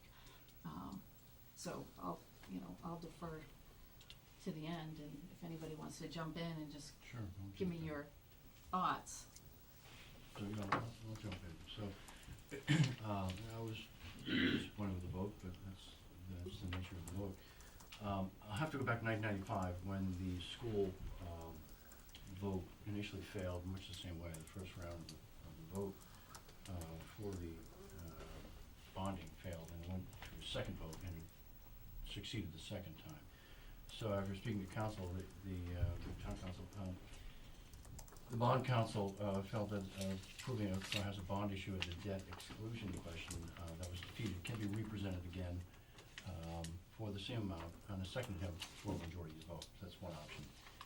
I'm sorry, say that again, Paul? A second vote can be done at the same level of what was initially presented. And if it succeeds, you need a majority vote. So just put it up the way it was and vote it one more time? That's one option, which is what the schools did in 1995. Other option is a new election would need to be done, that's to be done by September 15th. There's also appears to be no. Sorry, just, can you drill down on that? So, Sure, so. why is September 15th? It's just by the timing. It's legally has to be done by a certain length of time from the previous vote. So in other words, if we were to present the exact same ballot question, Exact same ballot question. we have whatever that time period September is, till September 15th to make that happen, Correct. to have an election. The one other option is to put forth a new election, which would be at a lower level, with the assumption for any required or available or accepted state grants or other grants. This does not require a necessary new town meeting vote. It would be it would not require a special town meeting, so that could be presented to the voters at a lower bonding amount. A couple of things that are out there. When I was interviewed by the Mariner, initially, my understanding was that the capital bond bill, which is currently in committee, has a $3 million earmark for Cohasset for town hall renovations. I thought that would be disappearing luckily, it still remains in committee, so therefore it did not come out and disappear. So that money is, at this point, available if it comes out through proper lobbying at the governor's level. We could potentially obtain $3 million for the bond bill, which is the capital bond bill, which is every 5 years. It looks at roll-off of debt, much like we do roll-off debt at the local level, roll-off of debt at the state level like that, and that monies would be available, depending on how much is rolling off, which would be available for competitive grants. After talking to Senator O'Connor, we are in a good position for potentially acquiring that. It goes to the Executive Office of Administrative Finance and the Division of Capital Asset Management. So that's some of the things that are out there. The other thing which came out today, the Senate unanimously approved the CPA distribution amount, which increased to 30%. So it was quite a large increase on the CPA monies that are available for towns due to a $30 increase in the state regulation, richer deeds is where that money comes from. So from the CPC point of view, there'll be additional monies available at the state level for disbursement for the first round of distribution. So those are the things I was looking at. Certainly if we can put forth either the same question or a question that has a lower debt burden, would be how I would consider it as an option. Chris, can you, I don't know if you have clarity on this, but do you have to put forward something lower? Could we just, this is a hypothetical question. I'm not suggesting at all that it be higher, but is that the rule, is that it has to be lower? Well, it's been And by how authorized- much? Well, it's You been know. authorized at town meeting at the level of $8.5 million Right. bonding, so. So I see, We'd have to so go we back to- couldn't, right, Correct. We would, just if put you it- wanted more than that, you'd be back to us, either Right. special town meeting we could call, or fall town meeting. got it. But I thought the language on the warrant said if we don't get all, I mean, I'm just opening this up. That, I mean, I assumed, I thought the language said if you don't get all three, you get nothing. And I was under the assumption we'd have to go back and ask for the appropriation from a town meeting. Right, we have to put the deal back together again and go to a town meeting. And if we do exclude a debt, we'd have to go to a public election. Right. I mean, I'm just asking a Well, question, right, I'm not so, even so advocating. I'm not gonna, I'm not gonna play town council, but I do have to follow up on some of these questions. I've never faced them before. Yeah. In terms of a debt exclusion always has to go to voters. Right. Yep. So that's for sure. Revotes in theory are possible. I mean, the bonding authorization does last, I mean, I guess, this is not the first time this has ever happened under the world of Prop 2.5. So people have revoted before, so, I have to believe that there's a process. Revoting. I've been waiting for some direction, and I'm happy to get whatever information you all ask. And again, I'm not questioning what Paul's saying, but we can most certainly get This is my understanding. more details. Of I know you couldn't go for something higher without a whole re-approval. Right, that makes sense, yeah. And you could go for something lower potentially, but I don't know how that works. So can we maybe? Under the existing authorization. Right, Could we maybe take this conversation on from the baseline? And that baseline is, if you continue to produce the same behavior, you should expect the same result. I don't know about you guys, but I've spent in 4 different locations in town the better part of about 6.5 hours just asking people, how did you vote? Mhm. Why did you vote that way? How did you vote? Why did you vote that way? And the interesting thing about those two questions, as long as I keep my mouth shut, I actually get a lot of answers.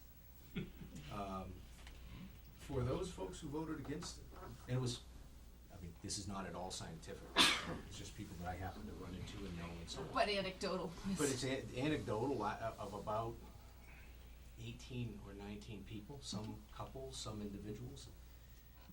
Those that voted against had pretty consistent answers, and they included that, I didn't really understand the project, Mhm. okay? I didn't really understand it, I wasn't sure what it was about. My friend said it was too much money. Hey, these are our realities. Yep. Okay? there was a broad, low level of engagement, but those that were engaged were absolutely sure that this would impact school funding.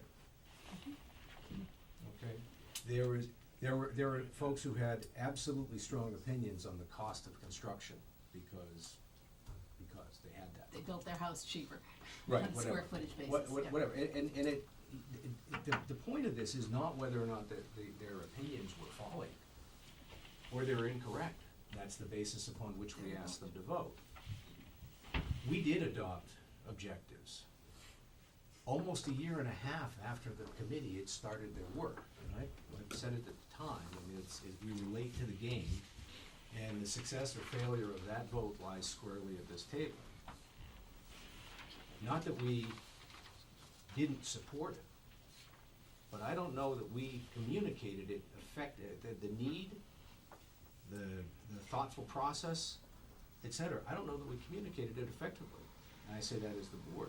By the way, for the members of the building committee that are in the audience, this is not on you. You held, I don't know, 3 public forums, right? 73 meetings. Regardless of the numbers of meetings, you held 3 public forums which were advertised, and how many people showed up? 0. Right. So, and my point in all of this is that it's our role on something this big to go out and engage the public, identify the defined need, identify that in fact we have done our homework. It's not just one committee that we assigned it to, right? That we've listened to our advisory committees, that we resolve those questions, and then ask for their support. And I only say that because it's the same thing that you all would do in your private lives, except that we're asking to spend their money. And we're asking to do it in a very specific way, on a very specific project, and a dollar amount that is as high as anything that we've done outside of education or the water system. So, while the techniques might be appropriate, I'd say that our work is cut out for us, regardless of whether or not we simply represent an existing plan that met our collective approval, okay? Or we take care of urgencies and emergencies first and follow up with a, phase 2 on the administrative piece. I don't know what that answer is. That's our job to come up with, but I think we have to at least admit to ourselves that our job in this was incomplete.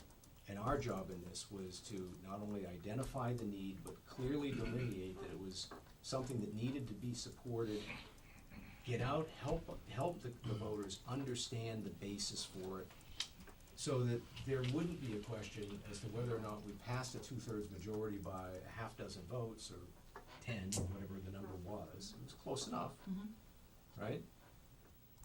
And that we didn't have to be overtly concerned about whether or not we got a raw majority on voting for the exclusion. Now, yeah, we can avoid a debt exclusion. I don't know, for anybody in the audience, the basis for doing a debt exclusion is really very simple, okay? If you paid for your mortgage as part of your regular cost structure, and that regular cost structure increased at about 2.5% per year, the cost of that mortgage is gonna grow by about 4% per year over a 10-year stretch, and compound greater than that, okay? A debt exclusion essentially puts a time frame on that dollar amount, and when it's done, it's done. It's not part of your long-term and growing tax liability. It's less expensive to do it that way. And that's as simple as it gets. So asking for that debt exclusion is also asking for you, voters, to accept that there's an incremental piece of your tax bill that's gonna rise.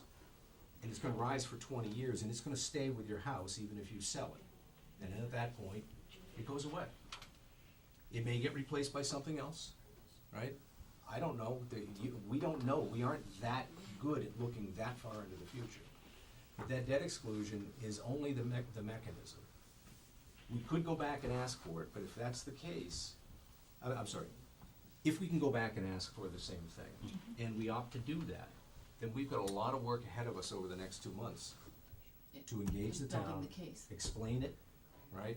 help everybody rationalize it, go through the numbers which were requested time and again, such that you can actually take the average taxpayer, not the median taxpayer, but the average taxpayer, and demonstrate over the next just 10 years, what it actually means to them on their aggregate tax bill, assuming 2.5% per year, assuming that there are no other exclusions, debt exclusions to be requested. What does that really mean to them? And I think if you lay that case out, that level of understanding rises, and you get people that are quite willing to accept that, in fact, this is something that's ready to go. Look, that building over there is, Don't say it. yep, right now, Don't say it. its best friend is a match, I- okay? I warned you. No, look, ladies and gentlemen of the audience, I know I don't have to tell this to the building committee. That building is in desperate need of repair if it's to be occupied by anybody but mice. And it has needed that repair for years. Sorry about The that? Peregrine Falcon took care of those. The mice. Thank God. Okay, so we need to preserve the Peregrine Falcon.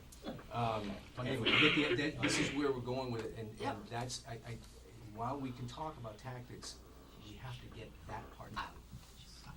I agree. Do you wanna go next? Yeah, I mean, I just, you know, I think, we didn't answer some questions that needed to be answered. I was fully supportive of the project, I voted for it.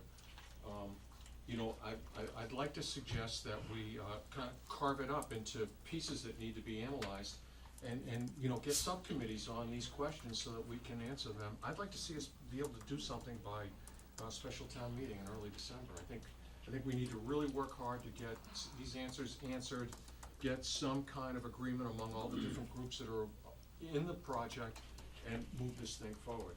I'd like to suggest that, I think we really need to take a look at how this debt structure impacts the income statement of the town and the cash flow statement of the town. I think we need to look at excluded debt as well as potentially just putting regular debt on the books. And you can do that. You can Within do the that. operating budget. Right, you can do that separate from the projects. I think this one group should just focus on doing what the impact is of borrowing, you know, 4 million, 5 million, 6, 7, 8, whatever it is, on the town's financials. So, but make it separate from the projects themselves, so we're not getting sidetracked. You're just doing the analysis, you're loading the capital plans into the cash flow statement, and you're looking at how it squeezes cash flow in the town. That's one separate project, that's what one group can do separate from everybody else. The second thing is what I think we didn't do was we didn't do a ground up, cost of some of these projects. Meaning, you know, usually when you do a project like this, you do a scope of work. It can be fairly deep. I mean, you break out HVAC, you break out electrical, you break out plumbing, you break out structural, you break out site work, and you actually go out and you get prices for this, and you do a ground-up estimate of what it would cost. You know, and I know what the committee did. The committee took larger macro numbers and did dollar per square foot estimates. But I think, especially capital budget was asking for a bigger drill down, and I gotta say, I think they were right in asking for that. And there's an easy way to do this. You could put a second committee on pricing out the two options. I mean, baseline, we could say, look at Old Town Hall. What's that really gonna cost us to do it? Somebody who knows how to do this can do it quickly. All the information's out there. You can also take the administrative building and do the same thing there. Just to get warmed up, you do a baseline on what it's gonna take to renovate this building and Old Town Hall. And then you start thinking about where we go from there. So, the only thing I wanna say is that, you know, we had an owner's project manager who was doing the drill down on some numbers, and I think to Steve's Not this earlier way. point, we as a board, if failed in trying to get all this information here and kind of manage how the information was gathered, by whom it was gathered, and how it was disseminated, and then the sell job. So I don't disagree that we have a responsibility as a community to, or as a board, to understand better the numbers If and we what don't we do have and this, don't have. if we don't do this, I in my opinion, if we don't do it this way, we are going to have the same disagreements and the same conflict going forward. And I think, it's gonna put us in a position where we fail. Let's do the right analysis so we have the real numbers and figure out what it's really gonna cost us to build these buildings. So, I'm gonna go to you next. Can I just say, there's one more bucket of stuff. The third thing that we need to do is we gotta look at the baseline, which is just renovate this building, just renovate Old Town Hall. And then let's look at the proposed plans that were put out there. You know, and I think I think everybody agrees that the externals are fine, but let's put a group on this thing and look at tweaks and cost savings and, you know, cost engineering we can do on these other projects to see if we can wring some costs out of these projects. Point of clarification, Yep. just a quick question. When you say the externals are fine, are you talking about the initial conceptual design that was I'm talking presented? about the project that was approved by us. I don't think there was a lot of disagreement around the external. That? Yeah. Okay. Fair enough, I was looking for Yeah, clarification. but I think there was some significant disagreement around the layouts internally. You know, and I'm not saying pull the project apart, I'm saying put a group on it, let them go to it and figure out if there's some, you know, value engineering that can get done, or, you know, I mean, one of the big complaints was you have 2 stairwells in there. What happens if you only have 1 stairwell? You know, there are technical things that we don't need to talk about tonight, but they need to be looked at and addressed. Well, you know, and to be fair, I think a lot of those questions, you know, people were posing questions like, why are there 2 stairwells? Well, it's code, you know, and I mean, at some point, people have to trust that there are professionals. And I think, Why would to we not Steve's answer these point, questions then? You know, why would we not be specific about this so we can I move agree. forward? I think that's where, as Steve pointed out, where we probably failed, you know, those, I mean, but at 11 o'clock the night before, when somebody's like, the building's not accessible because there's 2 staircases, I mean, you know, what do you do then? I mean, to Steve's earlier point, I think it's how we present the project as, you know, that we have faith in the committees that we charge. The committees aren't fighting with each other or feeling there should be no committee that feels like they're not getting some of their information or getting the information that they asked for. And there's a point at which you have to realize that, you know, you can't answer everybody's questions or concerns. I mean, Yeah, but you're minimizing this, and I'm not. I mean that I'm not trying respectfully. to. I mean that respectfully. I think, you know, the building committee had a huge charge. They had to look at the financial stuff, they had to look at the cost estimates, they had to look at the design.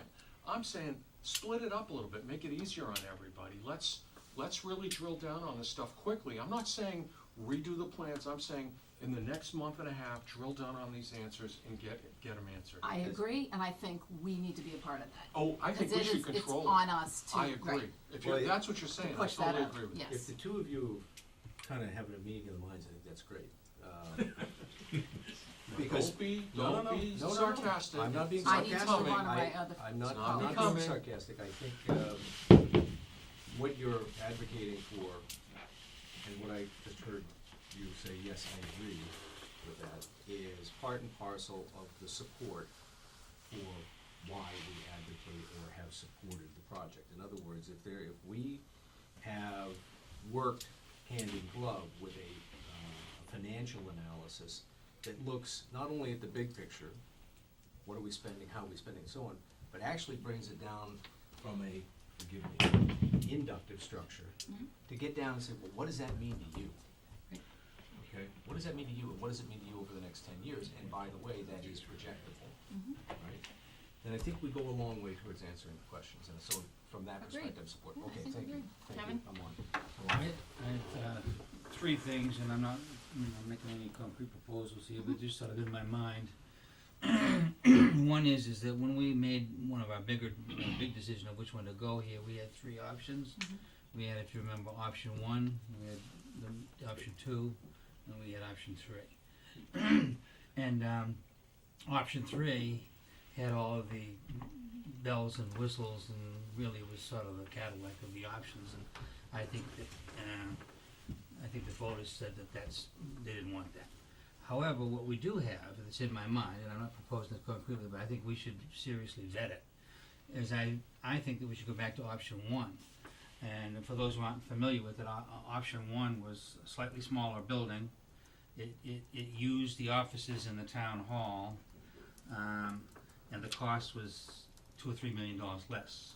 So it answers a lot of the questions that came up from people in our community about right fitting the building, about the cost of this project, which when you knock those kinds of numbers off, the considerably less amount that option one was, the financing begins to look a lot better. Right? I'm sure, hindsight is perfect, but if we had gone with option one, ladies and gentlemen, I don't think we'd be here tonight. I think that would have sailed through.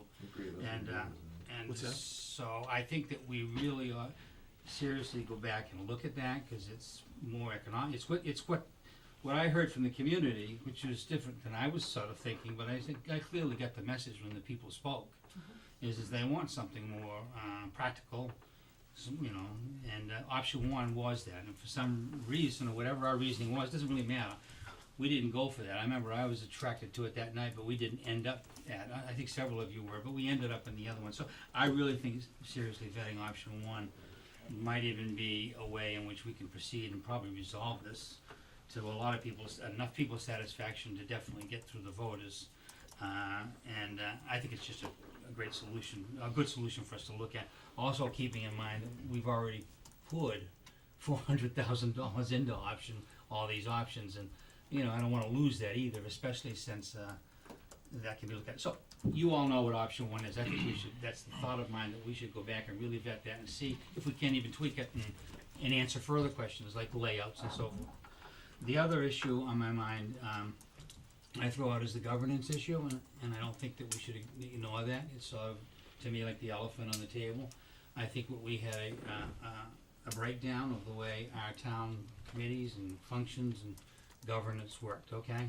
Including with the Board of Selectmen, right on through the whole group. And I would suggest that we, before we really do anything, we straighten out our governance. And I think that, and I'm confident we can do that here with amongst the five of us. But then we need to go to the community, and we need to go to the committees, and we need to get everybody feeling and actually being involved and resolve our governance issues so that the dialogue is better, and that when we launch a major project like this, we're not surprised by, what some committee members might do or whatever might occur. So I think the governance issue, and I think you know what I'm talking about there, that may be the first thing that we should straighten out, because it may block us not only for the rest of the project, but it's not healthy for this town, and it's new for that to be as much of a problem as I sense it has become the last few months. And my 4 years on the board, I haven't seen this before. But you can't duck it. You can't dodge away from it. You don't want to make it worse. So I think that should somehow be analyzed and discussed amongst us, okay? Then the third thing in my mind is that I want to caution us, is, we're like people who are used to winning. We're used to being, we're used to being successful at what we do, and we kind of got knocked on the floor, and it's like in a boxing match. And our instinct, being the kind of people we are, tend to be type A. Yeah, it says we want to get right back up and start swinging. And but I'm not sure we should pull back and not be compelled to. I'd love to see this resolved at fall town meeting, but if these other things aren't done properly, I think we should get everything straight and not feel as though we have to move in an arbitrary fashion, and not to worry about bouncing off the ring. I think we ought to get up and get this thing right, and get our governance right, get our choices right. We need to get the community better educated. We need to get our committees much more functioning, better and involved, so that we're sort of a one about this. And at that point, then I think then we're ready to go for it. And so those are the three things that are on my mind that I throw out. Chris. So, can I ask something? Well, first of all, by the way, I couldn't agree with you more that the timeline is arbitrary, and it is more important to get it right. But I do have a question with respect to governance, and because I don't understand your reference. So, yeah, I think there's several of the committees felt as though they weren't listened to properly, that their ideas weren't communicated with. I think Capital was a committee that I think got particularly unhappy during this process, which is I find very unfortunate, because of the high quality that all those people are, and as well the huge reputation that Capital has in our community. So for them to get that so unhappy and sort of hardened in a way that I felt as though they were getting isolated from the Board of Selectmen and the community, I'll lay it right on the table. We need to get out there and see what the issues are. We need to get back together again. And have every confidence we can. These are good people. We're good people. We all want to do the right thing, but we need to put that on the table and address it and get it resolved and get on the same table. And that's just one committee. There may have been others too, and so forth. But so that's. So is it fair to summarize that comes back around to just communicate, not just, that minimizes it, comes back around to the communication going both ways between entities? Oh, definitely. And one thing, yes. All right. And no, I'm glad you're sort of featuring it because one of the beauties of the government is so precious to us. It really is. New England government, I know nobody loves it probably better than you do, Steve, but we all love it. But this is really a precious, special thing. And there are regulations and there are rules and the things that are set up. But what makes our government work, and it has for 300 years, isn't the rules and the regulations and that. It's because we're a community. And we have a community spirit, and we all respect each other, and we want the right thing. And I've seen that get off in this community. It has. We haven't seen it in a number of years, but it's the thing you always have to watch out for if you're going to have an open, free democracy. You've got to have a sense of civility. You've got to have rules and communication that are not written and encoded, that are part of the spirit of the community. And that's getting off a little bit. We need to put that on the table and get that straightened out. So, thank you. Chris, just some practical questions about moving forward. One is just to go into further analysis of some of the options, whether we revisit option one, or, you know, because to be honest, we kind of came here and we weren't looking at numbers at that point. When we were deciding on the two options, we knew one was more expensive and one was cheaper, and we discussed some of the value in creating a bigger annex building and, you know, potentially having some revenue stream coming in. Well, you might remember that the options were created by, well, they're created at the direction of the committee by the architects, based upon our input. Well, no, our final creation of objectives. Yep.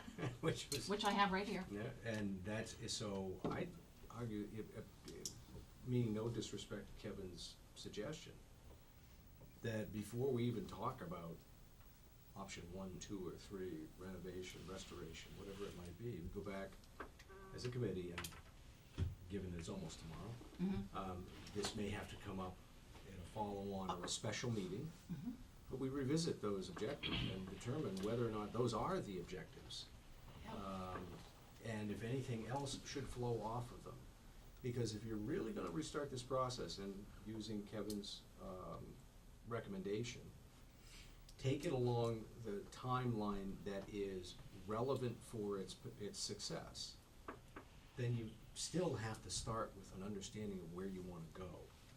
If those objectives don't change, then we've got a great starting point.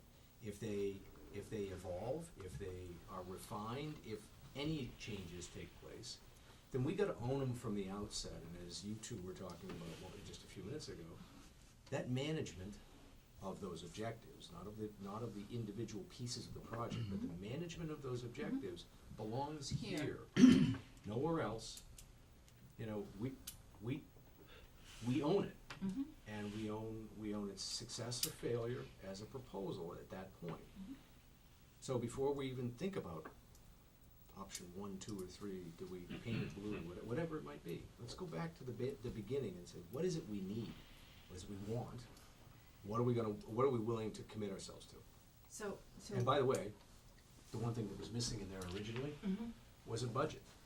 What is it that we can afford? Well, and it is in here. No, it came afterwards. We said, how much is it gonna cost? They said $13.5 million. I said, okay, 12. And that's how the budget worked out. Then we came up with a funding plan. So it was all ass backwards. So I think that, I don't think we're gonna resolve anything tonight, except that I think, and if I'm putting words in your mouth, let me know. I think we have to move forward with a building project. And we need to do some more analysis, especially financially. And the question I had for Chris was, you know, do we have any money left, you know, for any kind of professional services relating to this project? Because we did get, The short answer is yes, but I don't know exactly how much. But I will sit down with Don and figure that amount out. because it's not for us or advisory or capital budget or even you specifically to you know, give us some of these projections, because we're not in the business of doing construction analysis and building costs. But I just wanna stop there. I mean, some of the questions were being asked by people have nothing to do with the buildings themselves, like, you know, how much debt the town can afford. There's something Absolutely. Dawn and a couple other people in town are totally capable of, you know, Dawn working with long-range planning and some of the capital budget people could knock that out. And it could be a totally interactive spreadsheet that goes down and breaks the cost per housing unit by average price. I mean, and it just, you know, it's flexible. I think 90% of the work's been done, so I don't think that's a big lift to get that kind of stuff going. And that helps us frame the big picture, right? That allows us to say, how much debt, you know, we can talk intelligently about, you know, how much debt we can take on, whether we can do it as excluded or do it in, you know, just regular. What it would straight look debt. like with Right. respect, if it Right. were out of the operating budget, if we were paying debt service out of the operating And budget. Diane, that's totally separate from what's I totally going on in the agree, buildings. totally agree, totally agree, yeah. And by the way, that work started, as you already heard it updated. I mean, Yep. work's already done. A fair amount of work's been done. Now, we're about to enter year end, so I'm not gonna commit Don to doing something. He sits in the audience as we approach, you know, I don't want to change too many directions. But a lot of work's already been done on this. And now it's a matter of making in fact, so we can pick this up immediately and as a priority, say, okay, let's continue to build this. And we can run, I mean, we have the numbers. I mean, we have the debt every which way to Sunday, so we can. We have 90%. I know Exactly. we do. We take the It's appropriated format. budget, and run it out 10 years. The only thing we have to build is a cash flow statement. Well, the format of, you know, one of the things that we used internally, and the Department of Revenue has a little Excel spreadsheet. You just go on their site, you type in an amount of bond, you type in a number of years, you type in the debt at the interest rate, and it tells you what the debt service is. Like a mortgage calculator, right? But we're doing more than that. No, I know We're that. saying, how does leverage affect our cash flow? Oh, no, I get And that. every year when we're trying to settle budgets and we're talking about $300,000 or $400,000 to balance the budget out, you know, putting principal and interest on the balance sheet affects what our cash flow is every year. I'm sorry, I didn't mean So to. it's more subtle than that. Yeah, no, it's much more. What you're talking about is, I'm sorry. Right. What I was saying is that one of the. I'm sorry. Let me piggyback off that. So yes, Okay. the second piece is something that is very simple. We could create a very simple thing saying, okay, your house is worth $750,000. This is what the tax rate impact is of X. This is what it would mean to your tax bill, and people could run it themselves on the website. So that's another level of transparency. It's like, well, if the tax rate went up 21 cents, this is what it means for you. Put your numbers in. But you'd have to get the deal packaged and done before you could put But I'm that saying on the people could do that. website. We could create something like that, leave it up there anyway, and then people could run numbers anytime they want. But So it's totally driven by what the deal structure looks like. and we haven't correct. done the deal structure. No, I understand. But I'm saying we could also do something like that, so people can individually say, because we can't run every single person's tax bill. No, but you can pick 5 or 6 different housing no, of prices and course. do it that way. I think there's a lot of things that we could do fairly easily, because as Jack points out, we have a lot of this data there, and a lot of work's already been done. Right, and I think that's a little bit out, because, I think we, to Steve's point, we need to, you know, circle back and look at these objectives.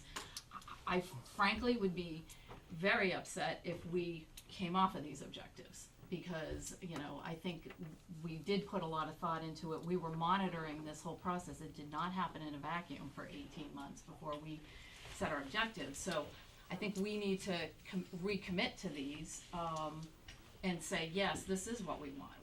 We want a safe, functional, flexible thing, and we have to acknowledge the fact that we have, in the last 10 years, have paid a lot of money for 2 separate independent architectural and engineering companies to come in and give us some information. So what we really need to do now is to put that into context, financially in terms of the impact to the town, financially in terms of impact to taxpayers, and we need to say, this is what we want, and we want to go forward with this, and we hope that building committee will stay with us. So let me give you just a schedule, but I mean, Can I just say one thing before Ted? Mr. Chairman, I agree with you 100%. I don't think we should be monkeying around. We have three options. We have four options. We have renovate what we have, then the three options that were presented. I don't think we should go back and reinvent the wheel. I think we should take a really deep dive on that stuff. And you know, I mean, spend some time looking at all the options and really going through them and getting the pricing for them. And, you know, I mean, I think that's what people are asking us to do. In the end, I think they wanted a deep dive on these projects. so your next meeting is June 12th, and you're scheduled to be on the 26th.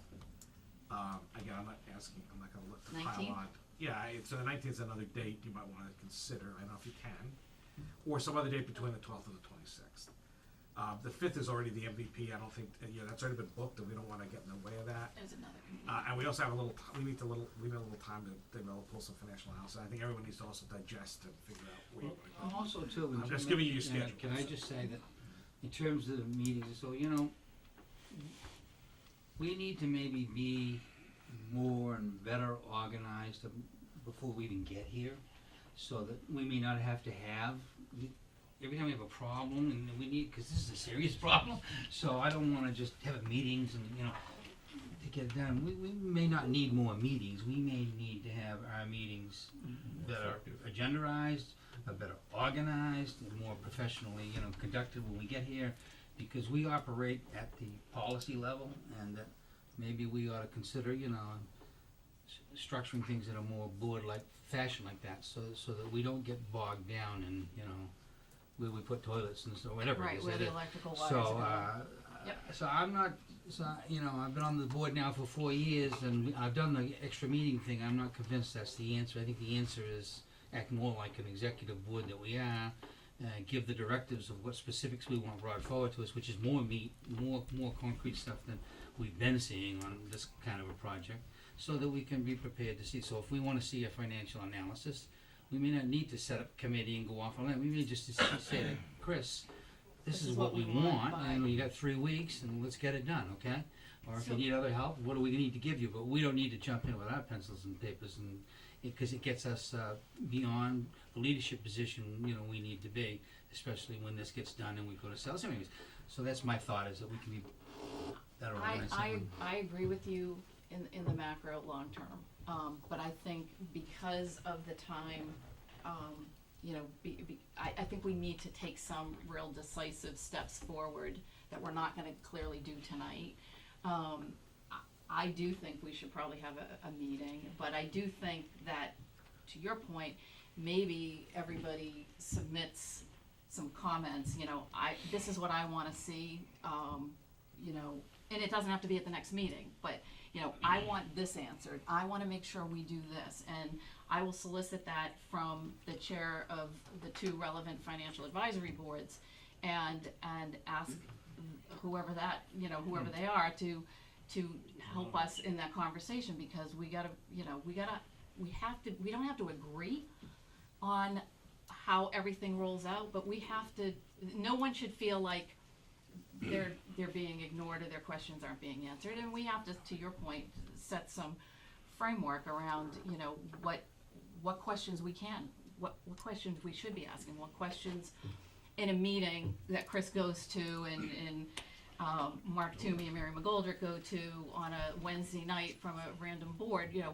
what is the function at that committee level, and where do things go off track? So I think there has to be this just generally better communication, a better use of our time, and make sure that we are addressing, we're not sitting around pontificating, but we're actually Making getting to decisions. the heart of what decisions need to be made to move this forward. Yeah, good. It's clear we gotta move forward Fine with with me. this. So can I suggest, you know, if we had concrete pricing that we were confident in, you know, estimated pricing for each one of the projects, you know, that would allow us to sit down and really talk about what's the most cost-effective way going forward. I can tell you, I'm relatively agnostic towards all 4 options. I just wanna be able to do the best, you know, I wanna do a value deal. I wanna make sure the town gets the most for its money. I think we've spent a lot of time designing the options. Why can't we spend a lot of time evaluating these options now? And I think it's appropriate for the selectmen to do the pro and con on the options and say, well, Kevin can say, well, number one really works for me, here's why. And oh, by the way, it's $300 a square foot, whatever it is. I mean, I think that's where we wanna be at some point, where we can discuss, which one we move forward with. And then we talk about how to finance it. Well, what are we gonna do for financing? I mean, What Paul are our thinks we- options for Right, Paul thinks he's financing? gonna get $3 million from the state, that'd be awesome. That totally changes the way we finance the deal. Can I? Quick. Yeah, that's exactly the point. It's 10 o'clock. Are you gonna call the question? Well, there's not a question to be called, other than it sounds, from this far into the table, it sounds like each of us are still firmly in support of executing a project which addresses the historic building and then in some way addresses this. The outcome of that project is still yet to be defined, period. Right? Yeah, well, Maybe. no, it's yet to be defined because it's gotta be funded, et Just cetera. right. Right? To take Kevin's recommendation one step further, that we operate at the executive level, can we simply start from that perspective, either at the next meeting or a defined short period of time? Kevin, I'm sorry, I agree that I'm meeting now too, but we may actually need to do it to get started. And take this up then where we focus on this, because, Yes. thank you. That's the only question I have. How does the 19th look for everybody? I This is can- June? Yeah, I believe I can make that work. for the record, this is my busiest time of year, but I think this is What day? Tuesday the 19th. I have it in my calendar, a selectmen meeting in was this. a goals and Did we used to have it? Oh, that was the goals, Perfect. actually, it's already booked anyway. This fits very nicely. It actually does, because this is a primary goal and objective of the committee, so there you go. So if we. But focus this on- is the only thing on the agenda. That's fine. Yeah, let's lay, if I'm getting this right, let's use that meeting to lay the overall architecture of what we're gonna do. And let's be in agreement on that. And that may include, let's see if we can do the goals too, if we can at that meeting. But as importantly, let's lay out the architecture of what we're gonna do, so that then we know what we're implementing. With this going Yeah. forward. And I think at all times, now, we need, and it's gonna be in my mind, is the vote of the public on May 12th is to be respected, and I remember it, and it's gonna affect how I make decisions going forward, because the public clearly said to me with certainty that they saw what we did and said, thank you, they did not buy the program that we had, but I think there is a program that they will buy. But they clearly wanna see fiscal responsibility, and they wanna see this explained in a way and they wanna see this building to appear to be of a practical use, to be fit to the right size, and there are messages there, both that you can gather from the campaigns, the statements, and everything that was said. But at the end of the day, the people spoke, and so that's gonna change my view of what it is, and, and one overriding thing is we need to get off of Cadillacs and dreams and luxury things. This is a practical town that wants to see in a practical way where their money is being spent. I mean, I got that message. So, the only other thing I would like to bring up is that, when the Board of Selectmen put forward the goals for this building project, we didn't define the committee, in terms of, sunsetting or anything. So, as far as I'm concerned, and I would love to hear from building committee members, maybe in an email or through Tracy, that committee is still intact. We still have a building project that we have to iron out some of the specifics and the next steps for, but I would hope everybody would stay the course and stay with us till we get this to a point where we feel comfortable that the voters are gonna support it. And along that line, and in all fairness to that committee, and along the line what you're saying, I think we need to be doing these things first that we're saying, and then once we have that architecture, we have the goals set, and then as part of that, we're gonna say, well, what would be the role of the committee? Because Exactly. Jack's brought in some suggestions, well, maybe there's other things, I think, for example, one of the things, well, yeah, so we may look The at different ways. 19th is where we talk about this. this Yep. stuff. Yeah, exactly. So, And I don't think we should, I think we should just ask the committee members to be patient with us while. to hold on till we get a good reasoned charge for them, and I believe that that's what they want. Okay. I would love to wrap it up, but I know that I really don't wanna hear from everybody in the audience, to be perfectly honest with you, but if somebody really wants to say something, I'll take, very short comments or not. I have just one question. I'm sorry, Tom, do you mind coming up and just introducing yourself for the Tom record? Reardon, I just had one question about Kevin's point about governance. Will that be part of what goes on the 19th? I think we have. Yes. Because I think that's an area of concern, so. Yes. Yes, I think we have to talk about how we all communicate and work together and who's responsible for what, and delineate that very clearly. Yep, Charles, do you mind coming up so that people at home can hear you? Just, that's fine. Yeah, my name's Charles Tebbetts. I just have a quick comment about something that I didn't hear anybody talk about. But I think you did get some messages that I'd like to articulate. One is that we had a really good turnout for town meeting to listen to the discussion. And after the discussion was over with, the body there voted in favor of the report and moving forward with this plan. That was an informed group of people. We then had an election at which, I don't know what the percent was of turnout, but it was very low. 20%. About 20%, wasn't it? 19.99%. 19.9%. He's our Rain Man. And of those people who went out to vote, more than 50% voted against supporting the article. But I think it's very important to recognize that there were a lot of people who did not go to vote. And so your charge, your understanding of this issue is based on not just the vote, but also on the no vote, on the people that didn't vote. Because it wasn't that there wasn't information out there. They just didn't have the motivation, and I couldn't possibly tell you why. I would also like to point out that on the ballot, there were 2 positions for which we had no candidates, and none of the positions on the ballot were contested. This, to me, speaks loudly and clearly that for whatever reason, and I think we need to think about this as a community, people were not particularly interested in putting themselves forward to serve in an elected position in Cohasset. They're very important, interesting, challenging. It's really great to be on a board, whether you're elected or appointed, but particularly elected boards, because you have a lot of responsibility, a lot of intelligent people, people who have community spirit that live in this town, but they did not put themselves forward.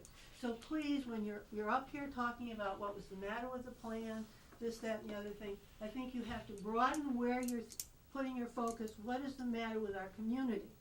That we had such an important issue that was well discussed at town meeting with a good turnout, voted in favor, and then the vote shortly thereafter came back no. And we had a ballot that was so boring that nobody chose to go out, maybe for that reason.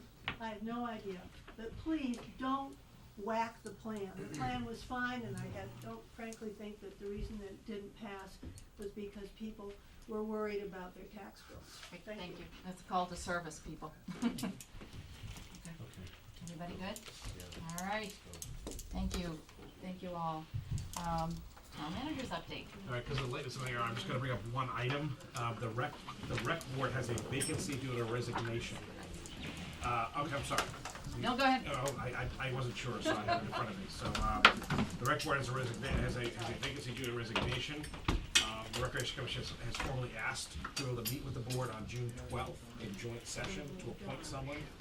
So we're formally reminding and letting everyone, they're also actively recruiting to find a member.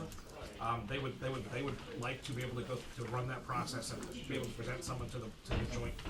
But I'm also laying it out here. Anyone who's interested, please submit an application to this office, and we will put them through and have the rec department, the rec board work through that process. So they're looking to maybe get this appointment on it. Quick question, why do we have to meet with a dual committee just to make it? Because it's an elected position. It's an elected position, yeah, I'm sorry, it's an elected position. Yeah. So that's what I think I'm gonna bring up. Alright, selectmen comment period, Kevin, I'm fine. Paul? Yeah, I guess the only thing is I'm delighted that, to be serving another 3 years. Yeah, congratulations on your reelection. Congratulations, thank you. Of course, we had no competition. There was no competition. Those are the best elections. No name. I know, I was gonna say, it's a good So job. I'm pleased to be back on the board, and I think that turnout was low, but I think it was nice.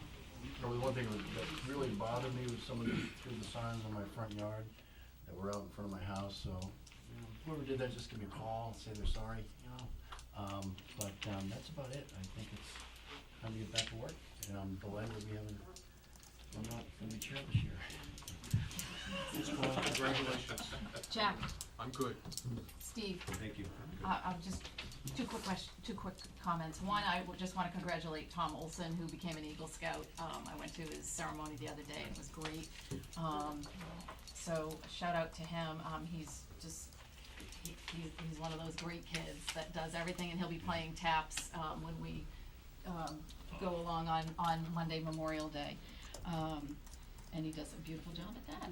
And, the only other thing, Chris, I just wanted to mention that 808 Jerusalem Road, there's still a lot of debris. A group of citizens in the neighborhood, went there, cleaned it up, made some piles, and if there's any way we could, it is town property, so. That's a tax lien one. Yeah, that's the property that used to be the old antique store. It's the town's nest, it's about town. Alright, I duly noted. Okay, and, you know, we, in a surprise move, here I am as chair, and I look forward to a year. We've been together now, what, 3 years? Or Too long. 2 years, and I look forward to, continuing to make some real progress, with this board. So, Sounds like I was going through high school together. I know, I got the minutes. We should get Minutes a- for May we should get a 8th, is mascot. there a motion to approve the Yes. minutes? So moved. Is there a second? Second. All those in favor? Aye. Okay, no topics reasonably anticipated, I will call for a motion to adjourn. So moved. Second. All those in favor? Aye. We're adjourned, thank you.